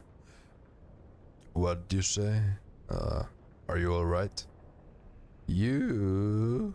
He licks his lips again, and his long, spindly fingers pick at his skin as he stares at you. You dead her? He glances to your left, then his eyes dart back to you. Dead? Dead? Hungry? He reaches out to touch you, licking his scabrous lips. Don't let him touch you.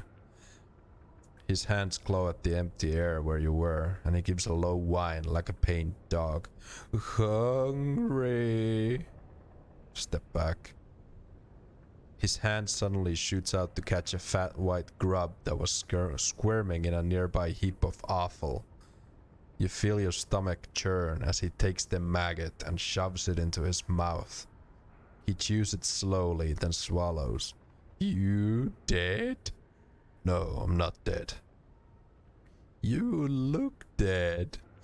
He scratches himself beneath his robe, and you suddenly notice that he has a finger hanging from his neck on a cord. It looks like there's a ring on it. Still hungry. What do you usually eat? He makes a snuffling noise like a pig. Dead. At least I know my own name. We'll know our name. The nameless one will also know his own name, but that'll be very late. What is that finger bone? He looks down, his plague-ridden features twisting into a ghastly, snaggletooth parody of a grin. Snack! He looks ready to chew on it. Don't eat that. Have a bite of me instead. I'm more fresh. He smiles and reaches for your outstretched hand. Give me the finger bone first, marrow friend. He nods greedily and lets you take the finger bone. Well, we promised we'd let him bite me, so let him bite you. His teeth sink into the meat of your forearm and pull a chunk away with a single wrench of his neck. The pain is excruciating, but Marrow Friend sits on his haunches as if nothing had happened, chewing noisily at the mouthful of meat he pulled away. Nom, nom, nom, nom, nom. Thanks. Farewell. Oh wait, shit, I forgot. There is one character we absolutely need to talk to before we go further. Done. Because talking to him will unlock some dialogue options with Farad. I don't care about you stupid ass thugs.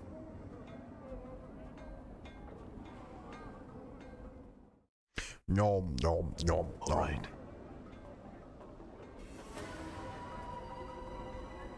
That's not even the worst body mutilation the Nameless One is gonna do during this playthrough. It's gonna get way, way worse. Hello, Benu. How's life treating you? We just let some random crazy dude take a bite out of us, and in exchange we got this finger bone, which we should actually use. This is a well-decayed and nearly meatless finger bone from a humanoid of roughly your size. There's still some sort of odd ring on the finger. It is an intricate thing, sculpted with dozens of tiny, ornate phalanges and decorative protrusions. Pull the ring from the finger. Try as you might, you cannot remove the ring. It's almost as if the ring's sharp edges have dug into the lifeless finger itself and refuse to release it. You have an odd feeling about it, however. Yeah, here we go. Remove your own finger, replace it with the finger bone. You place the ring finger of your left hand into your mouth. Close your eyes, take a deep breath, and bite down as hard as you can. There is a sickening crunch, and you are overcome with the taste and smell of blood. You spit the bloody finger out and place the rotted, ring-laden finger bone against the gushing stump. Continue. At first, nothing happens, and you are horrified at the thought of what you've just done. Suddenly, though, you feel a strange tingling sensation as bones fuse and tendons re-knit. In moments, the rotting finger bone has become a living part of your body, though it still throbs painfully. The jagged ring suddenly loosens and slips off into the palm of your hand. And here we have, it's a cursed ring that gives +2 to armor class. I'm gonna give it to Dakon. Sorry about that, Dakon. It's for your own good. Okay, this is the character we still need to talk to before we go forward. Requind. This man is looking at you with a strange bug-eyed stare. His eyes are huge, so huge they look ready to pop out of his sockets and roll across the cobblestones. He nods eagerly as you approach, bobbing his head like a bird. And as you near him, you suddenly notice the smell of urine and feces surrounding him. Greetings. The man sniffles, wiping his nose on his sleeve, then opens his mouth to reveal blackened, rotted gums. Stories for coin, sirrah? His breath reeks. It smells like this man has been keeping rotten meat stored inside his mouth. Stories for coin? Who are you? The man snorts, thick with phlegm. Names, names, who you are, who you are. His head does a slight twitch every time he repeats himself. Names, dangerous, dangerous. He glances at the ground and stirs the dirt with his foot. Dangerous? Knowing a name or being stuck with one, both's a mess of trouble. He looks back up at you. My name's a given name, not one asked for. Rick Wind. Once again you become conscious of his reeking breath and the smell of urine and feces that surrounds him. A given name, a given name. Is that your real name? Not my true name, true name. Rickman mumbles on, his head twitching every time he says name. A true name's a dangerous thing, gives others power. He stares at you with his huge eyes and wags his finger. Keep your name secret, keep it close, never let it out. What do you mean? Names are like smells, things can track you with them. Rickman coughs, his eyes almost popping out of his skull as he does so. His cough seems to loosen his bowels, for he breaks wind loudly, as if to accentuate his point. If someone knows a true name, it gives them power. He licks his lips. The power to hurt. I don't know my true name. Updated my journal. Rickwind's eyes widen. Seeing his eyeballs bulge even larger makes you uneasy. Then you are blessed, blessed. Remain nameless, and you shall be as a spirit on the plains, untraceable, untrackable, unseen, undiscovered. He smacks his gums wetly. A name chosen, a name given. It allows others to find you and hurt you. Have you been hurt? Rickman gives a twitching nod, then scratches himself. Let my name slip once. Once. Only once. Only once. His eyes film over as if the memory is painful, then glances at you uneasily. Tell you the story I can. I will, but 3 coppers must I see. His face splits into a smile as he says the word coppers, and his reeking breath hits you like a hammer. Very well. Here's 3 copper. Rickwin gets into a stance, looks left, looks right, then faces you. His face clenches, then with a grunt he breaks wind again. The smell nearly levels you, but he takes no notice. Cursed I, walk the words in splendor. He stands up stiffly, nose high in the air. He saunters back and forth, nodding to invisible passers-by. Updated my journal. Rickwind freezes, his arms akimbo. Crossed paths with a crossed one, had the looking of a pumpkin. His seeds, curses.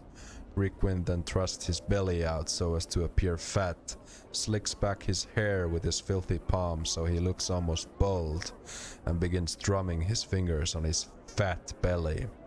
He then walks about, circling the spot where his stuffy upper-class persona used to be. All a jumble with curses this one was, with a sneer and a careless gesture.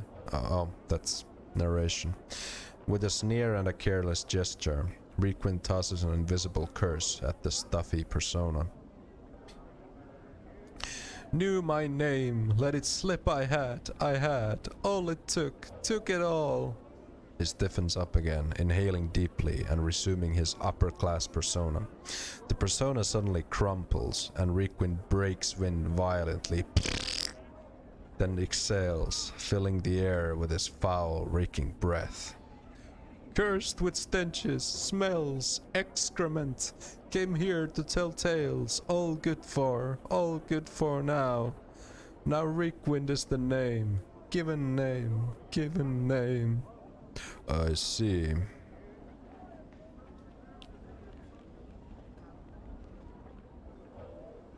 I'm missing a journal. Have you seen one? Rickwind breaks wind, then scratches his arms. He thinks for a moment, then shakes his head. No journal have I seen.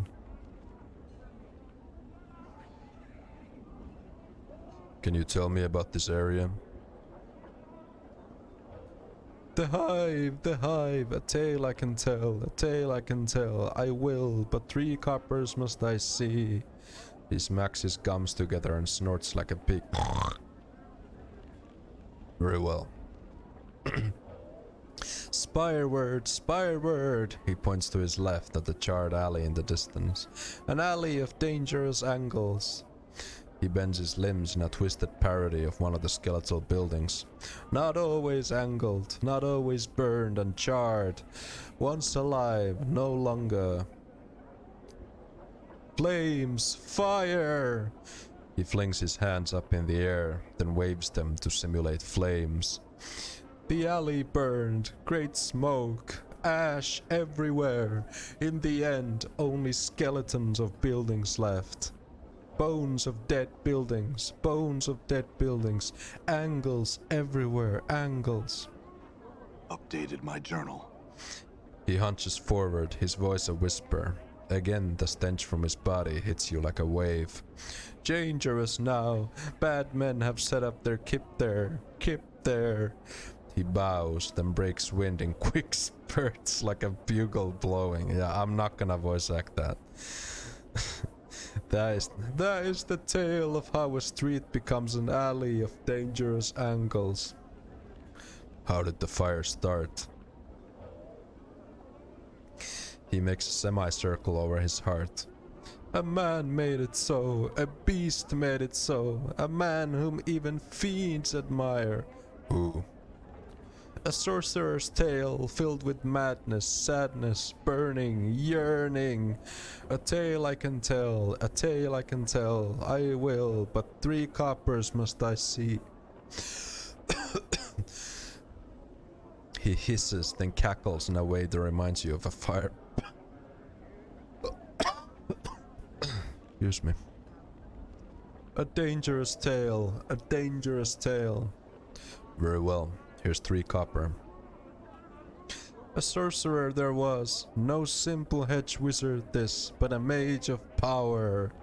Rickwind brings his hands together reverently, then smiles evilly.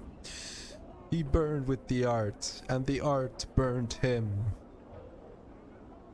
The name given him was Ignis, a name... God. Wait, let me take a drink. There's something in my throat.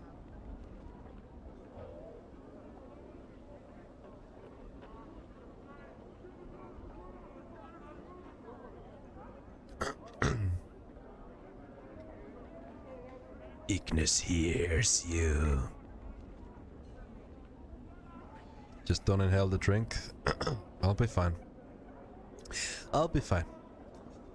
The name given him was Ignis, a name respected, then feared, then hated, then punished. Rickman gives a rattling wheeze, then closes the air and hisses, apparently imitating Ignis. Taught by one of the last great magi Ignis was, and as an apprentice, Ignis learned much, and nothing at the same time. Rickman shakes his head sadly. In his heart, his coal-black heart, a fire blazed. It burned, and it hungered. Rickman claws at his chest as if in pain. As it hungered, Ignis hungered. It was his wish to see the plains burn. In the night, Rickman hunches down and begins to slowly stalk in the direction of the alley, a mad grin on his face. Ignis came to the alley that was to be the alley of angles, and the fire in his eyes, the fire in his heart, Both he let out. Rickwind points at the alley, then flings his arms in the air, silently screaming and laughing at the same time. Flesh ran like wax, people like candles, and Ignis laughed. Laughed! Rickwind crumples to the ground, his body racked with imagined pain. And evil was done, and forgotten not, forgotten not. He stands up, then hunches over, looks left, looks right, then starts mumbling, as if secretly in a conference with someone. Something was to be done, be done.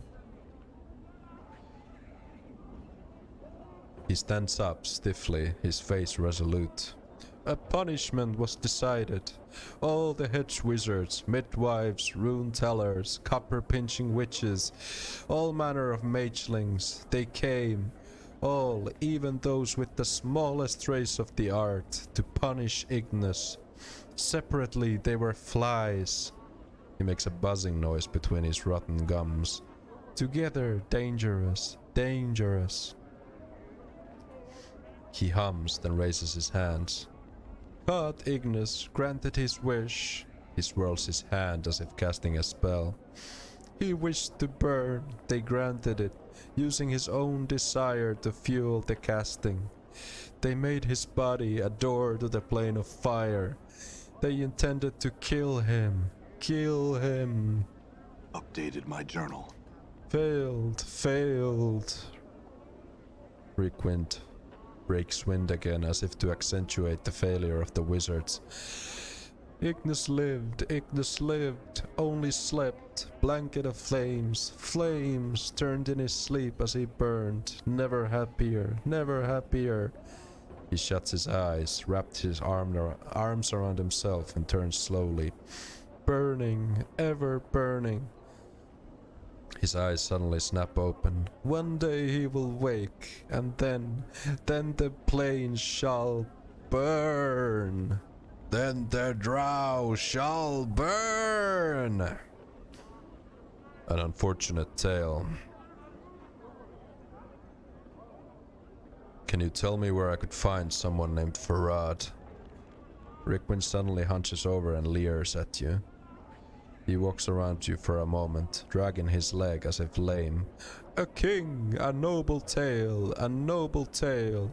A tale I can tell, but 3 coppers, yeah. Rickwind remains hunched over, staring at you.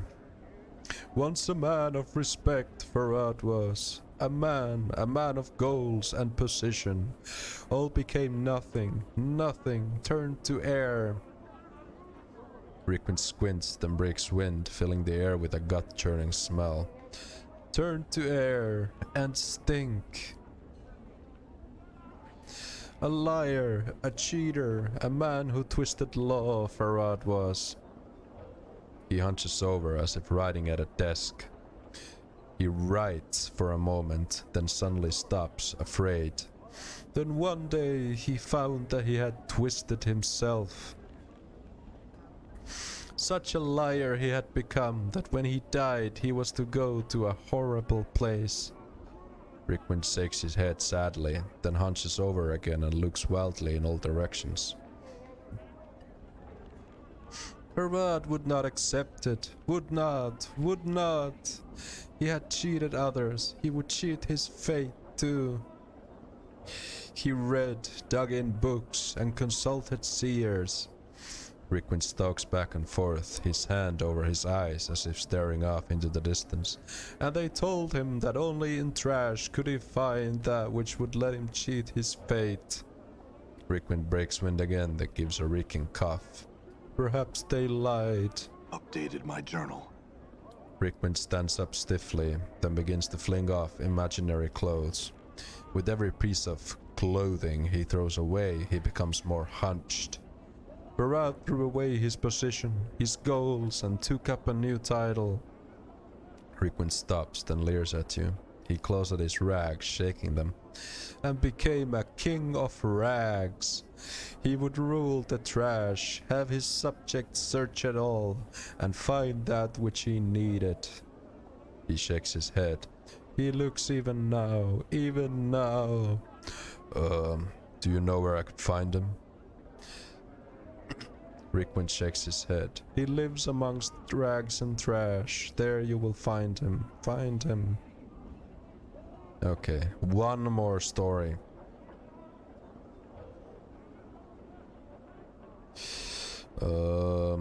This one.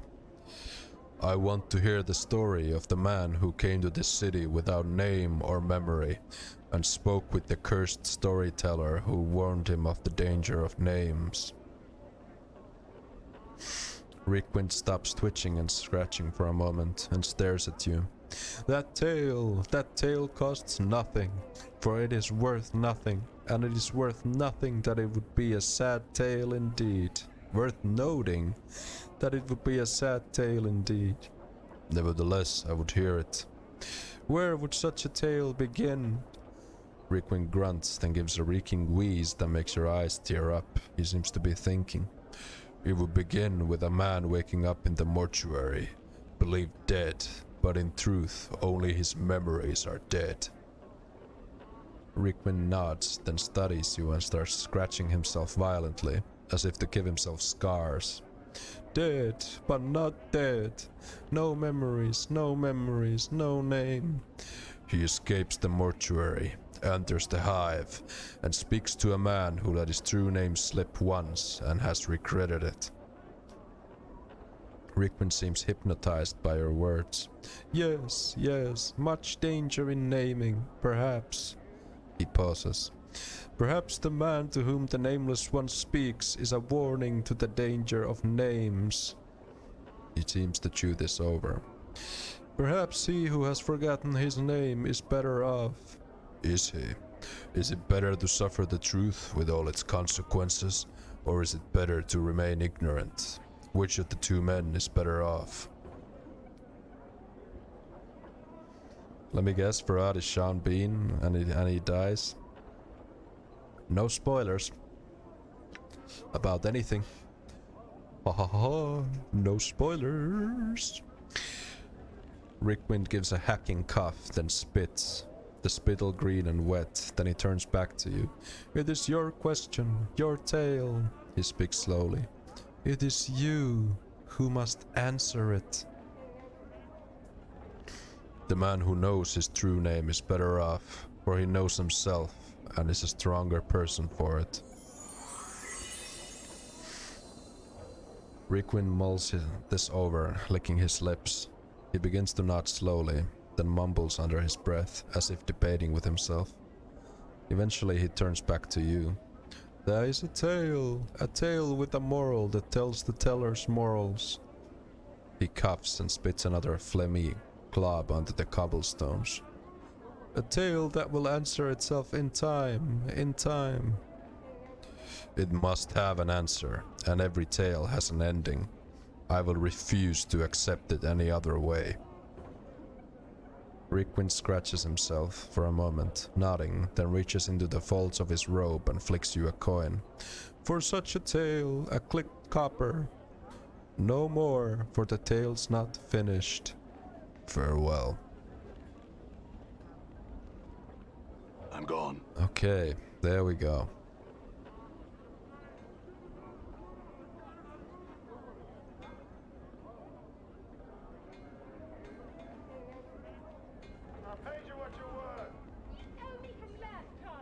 Now let's go to the rack picker square. Done. Oh, piss off.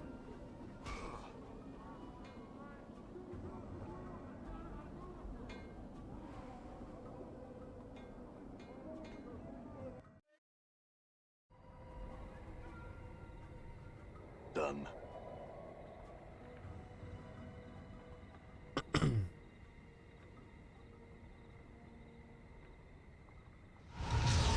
Ooh, a portal. Wonder where it leads. All right.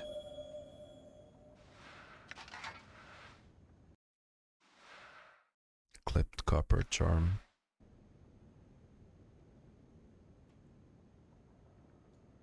Oh no, we're trapped in here forever.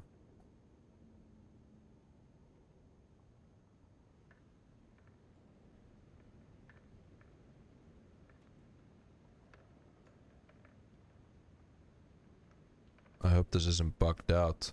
Come on. There we go.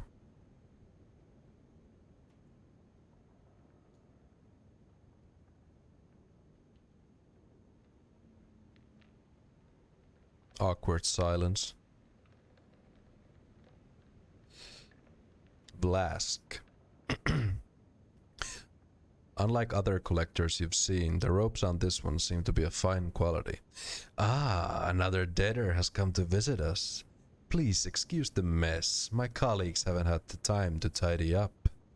There's no way out. Why, sure there is. The door is right over there. But you need one of these to activate the portal. He holds up what appears to be a small glass bead.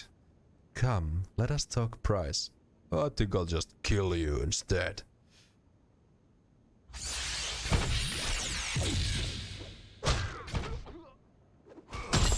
Done. Ow, this guy's hit hard.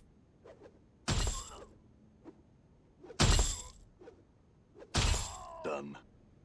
Balance in all things. Lawful good. By the way, dude, this guy traps people in this room and then makes them pay to get out. And if they can't pay, he kills them. Like, this guy deserved to die. All right. This guy absolutely deserved to die.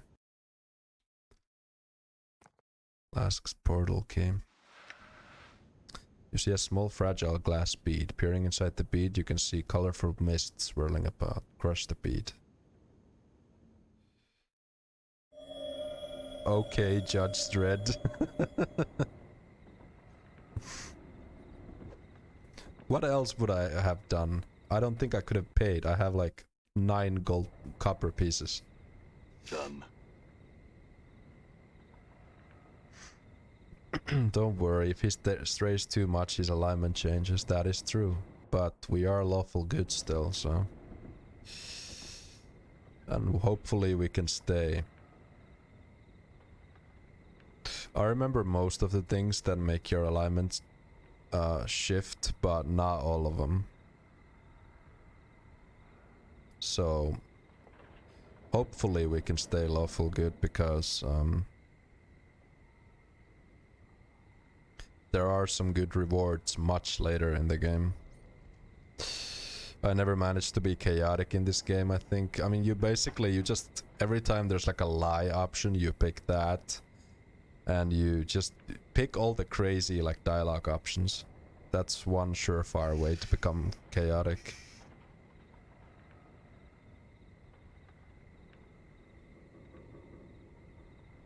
And it's like, there's a lot of stuff that's like not necessarily obvious that makes you more chaotic.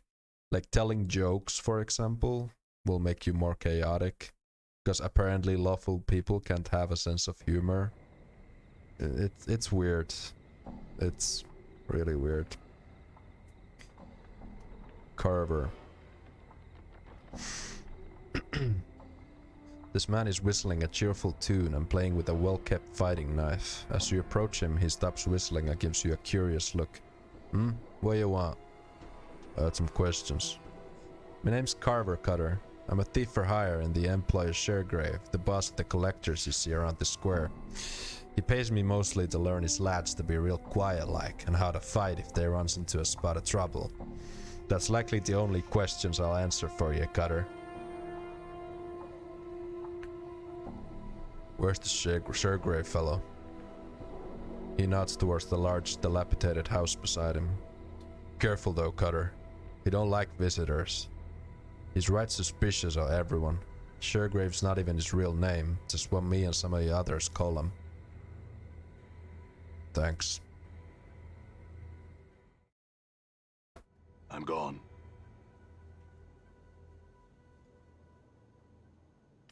Sharegrave, tall and lanky, this pale, grim-looking man exudes authority despite his gangly and somewhat awkward frame. A good portion of his left ear is missing. What little that's left is a ragged mess of scar tissue, as if the ear was bitten rather than cut off. His narrow, shifting eyes, almost mere slits, look clever and dangerous. Would you be Sharegrave? He spits out a reply. I don't know you, Burke. He glares at you. Who are you to be asking about some Sharegrave, Cutter? A man called Pox referred me to Sharegrave. I was told he might know the location of someone named Farad. The tension in the room suddenly rises. Now, what a funny thing to be asking about. What do you want to know about old Blood Farad for? He stole something from me, and I want it back. The man is silent for a moment, then cracks a smile. He steals from all of us, doesn't he? Whether we're living or dead. What do you mean? Our main source of living around here is the dead. You follow? You're a collector. Aye, that's right. He looks at you as if he's considering something. Now, there's only so many deaders at any one time. My Bloods and I can only gather so many. If somebody else is gathering deaders, that's that much less jink that goes into our pockets. Can I go later, man? Alright, Immortal Space Spoken. Thanks for hanging out. Have a good one. Farad is taking bodies too. Aye. So Updated my journal. the rub is that he's found a mother load of them. Now, I haven't heard of any massacres in Sigil. He frowns, tapping at his chin. So I'm quite interested in knowing where all the deaders are coming from. I could find out for you if you'd like. Oh, aye? And how would you do that? All I need to do is find them. Let me worry about the rest. Updated my journal. You got it. I'll even give you 100 copper commons for your trouble. Go up on the platforms, follow them to the north and west, and you'll come to a gate that leads to Farad's bolt hole. Getting in and getting the information is your deal. And if anyone asks, you don't know me, and we never had this talk here. Of course, farewell.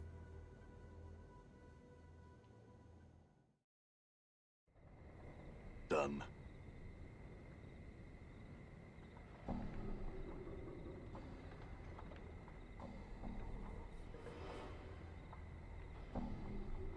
Let's go and rest.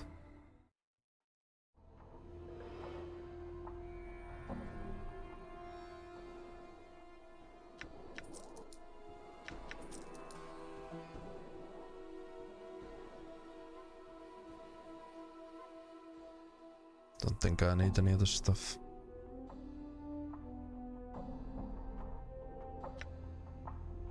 Done.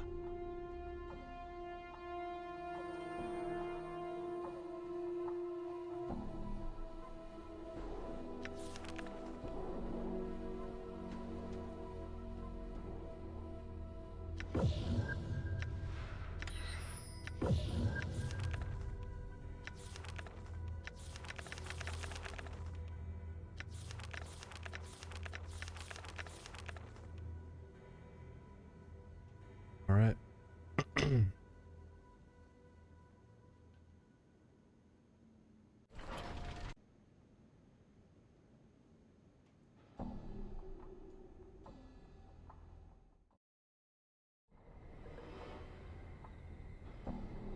All right. Yeah. Let's just go.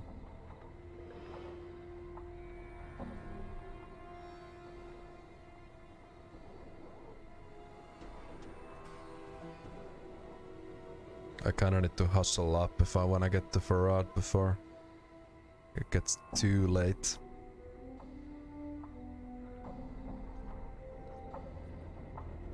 This archway leads only inches into the small building before becoming blocked by a solid wall of refuse. The rubbish is packed so tightly it may as well be stones and mortar. As you come closer, however, the archway's outline begins to shimmer. You notice the handful of junk you've been carrying about begins to shimmer as well. The wall of refuse flickers, wavers, and seems to fold in on itself, revealing an open space beyond it. A passage or portal seems to have formed within the frame of the archway.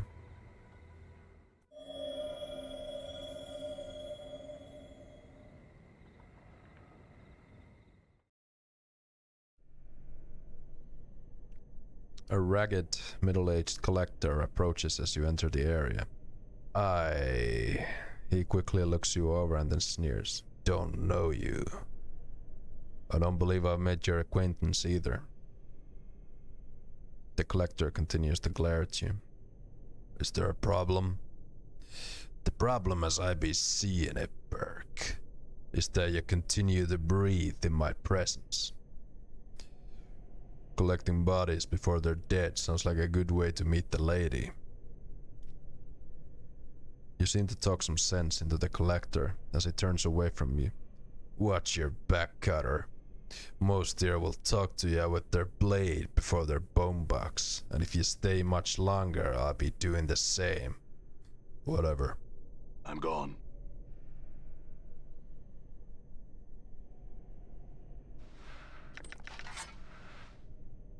Alright.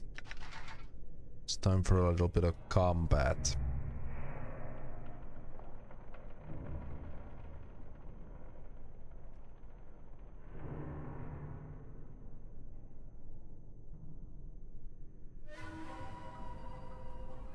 I'm gone.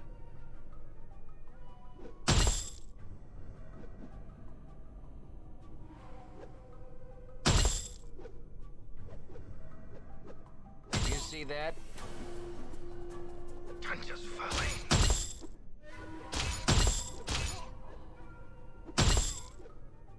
Did you see that? Done.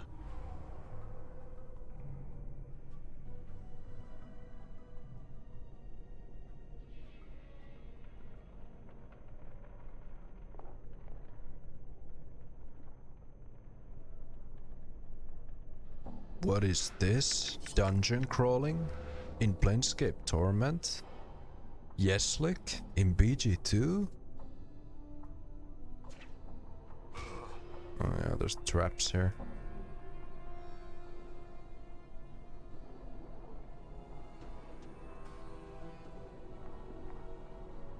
Murder.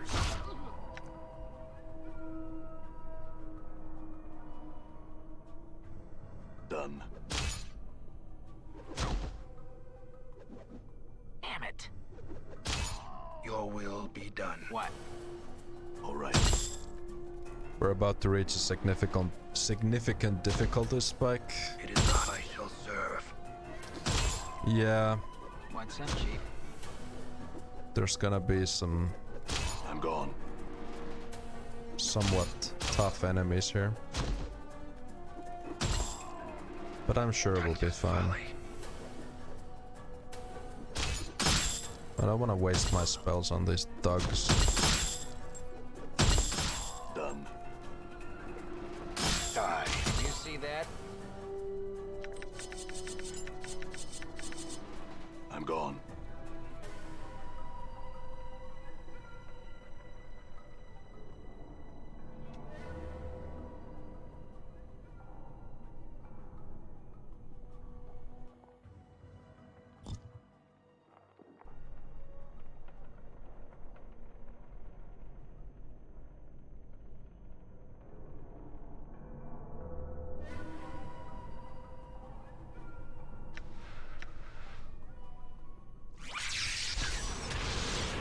Okay.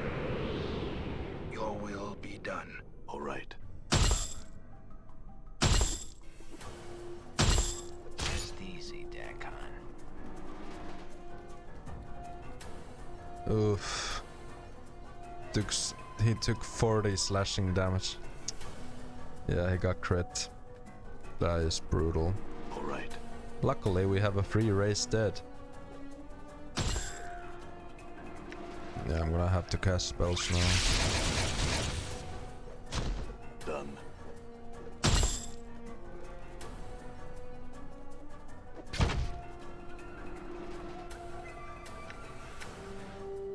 Joe gonna bone you with I'm the gone. same. Sure, why not?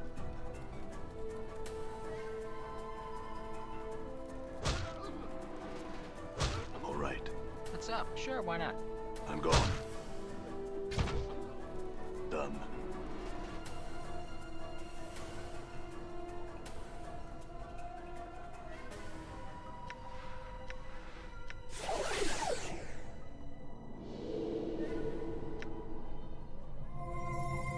At least you don't have to pay big temple in this game.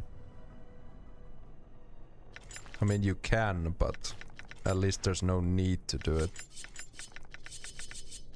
You can just do it yourself for free. Endure.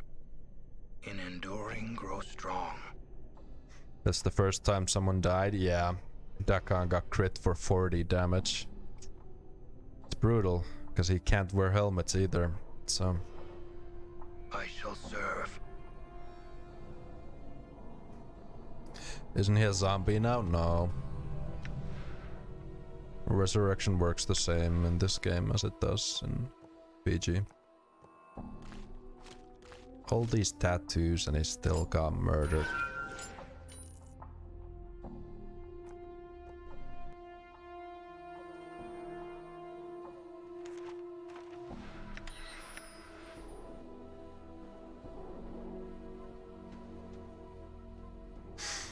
How many helmets are in this game anyway? Like one? Yeah, pretty much.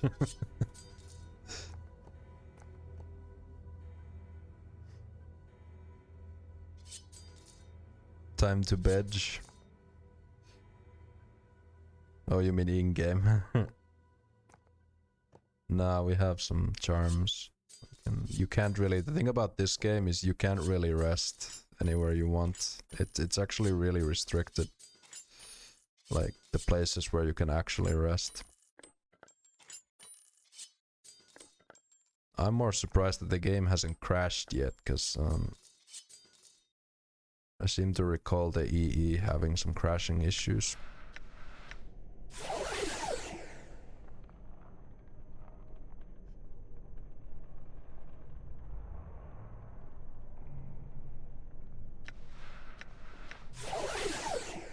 All red background, empty eyes like me in the morning. Yeah, same. Done.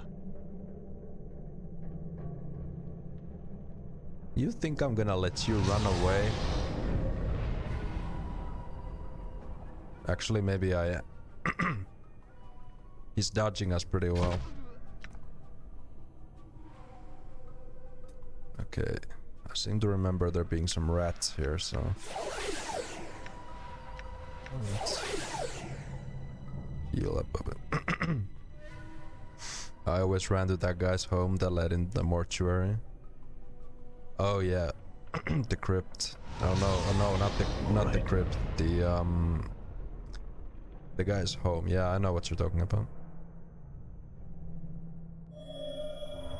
Okay. So that's the one casting spells, so that one needs to die first. So let's just straight up cast Magic Missile on it. Oh, that one's tough.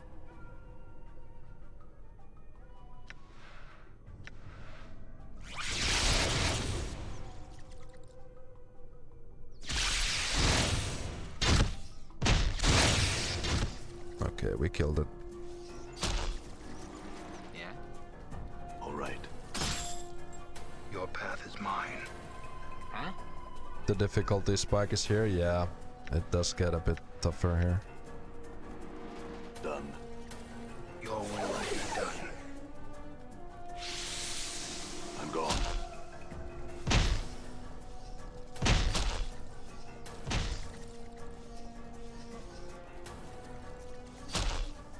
Damn it.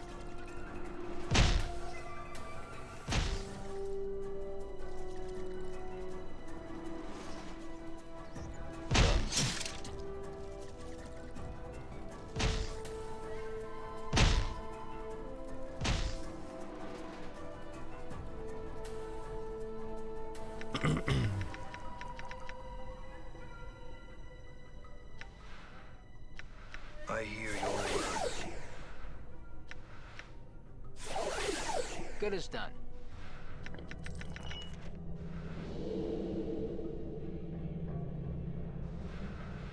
All right.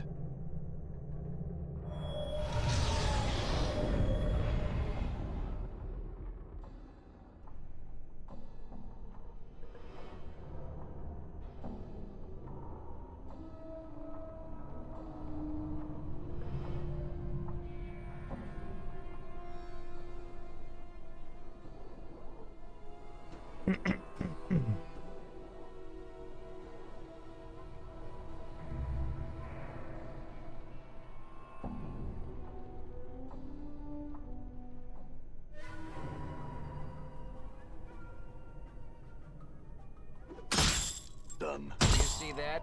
Let's hope that con doesn't get crit again I'm gone. for 40 damage. Damn it. What?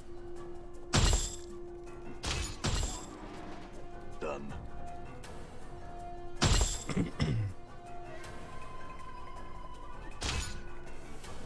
You see that? What's up, Chief? Done. The Karak sings, in knowing the teachings of Zerthamon, I have become stronger. Done. Why, that's quite pog. He leveled up.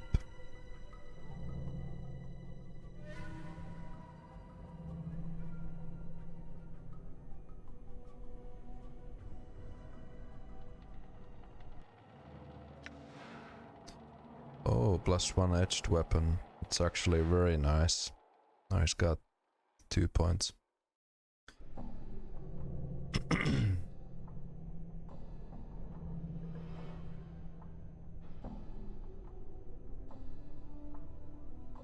As you enter the room, a large, heavy-set man gets up from his chair and approaches you. Hello there, name's Bish. Who might you be? I have no name. What do you mean you don't have a name? You just come back from stick swimming, you clueless sod.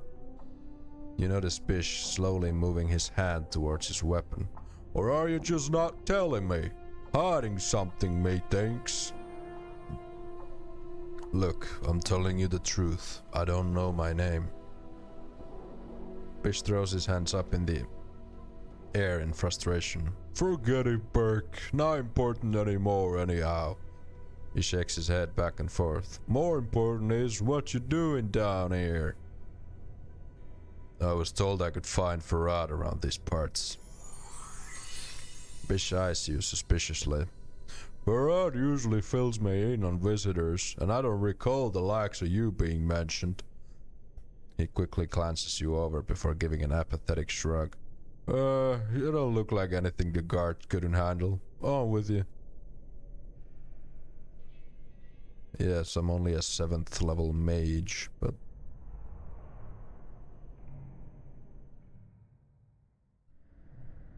I'm gone. Well, I'll be. We actually made it here.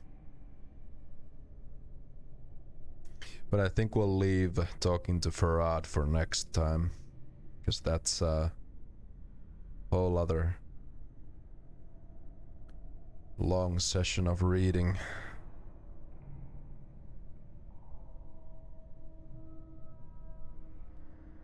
So yeah, I think we are gonna call it here. It's almost 2 AM for me, so...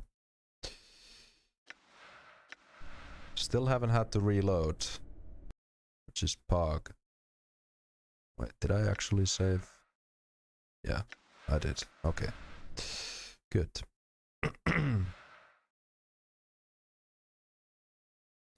So... Yeah, we'll go and give the Veyorn a raid. Well, we made it here, as in I didn't expect that. Yeah, I just didn't expect to make it there during this stream. But I'm happy we did, so next time we have a lot of exciting stuff. We'll talk to Farad and things like that. So, raid the Veyorn. Alright. Thank you guys so much for watching and keeping me company. Really appreciate it. I'll probably stream again tomorrow. I have a good routine here with the streaming now. It's nice to be consistent for once. So yeah. Take care everyone, make good choices, and yeah, have a good one. See ya.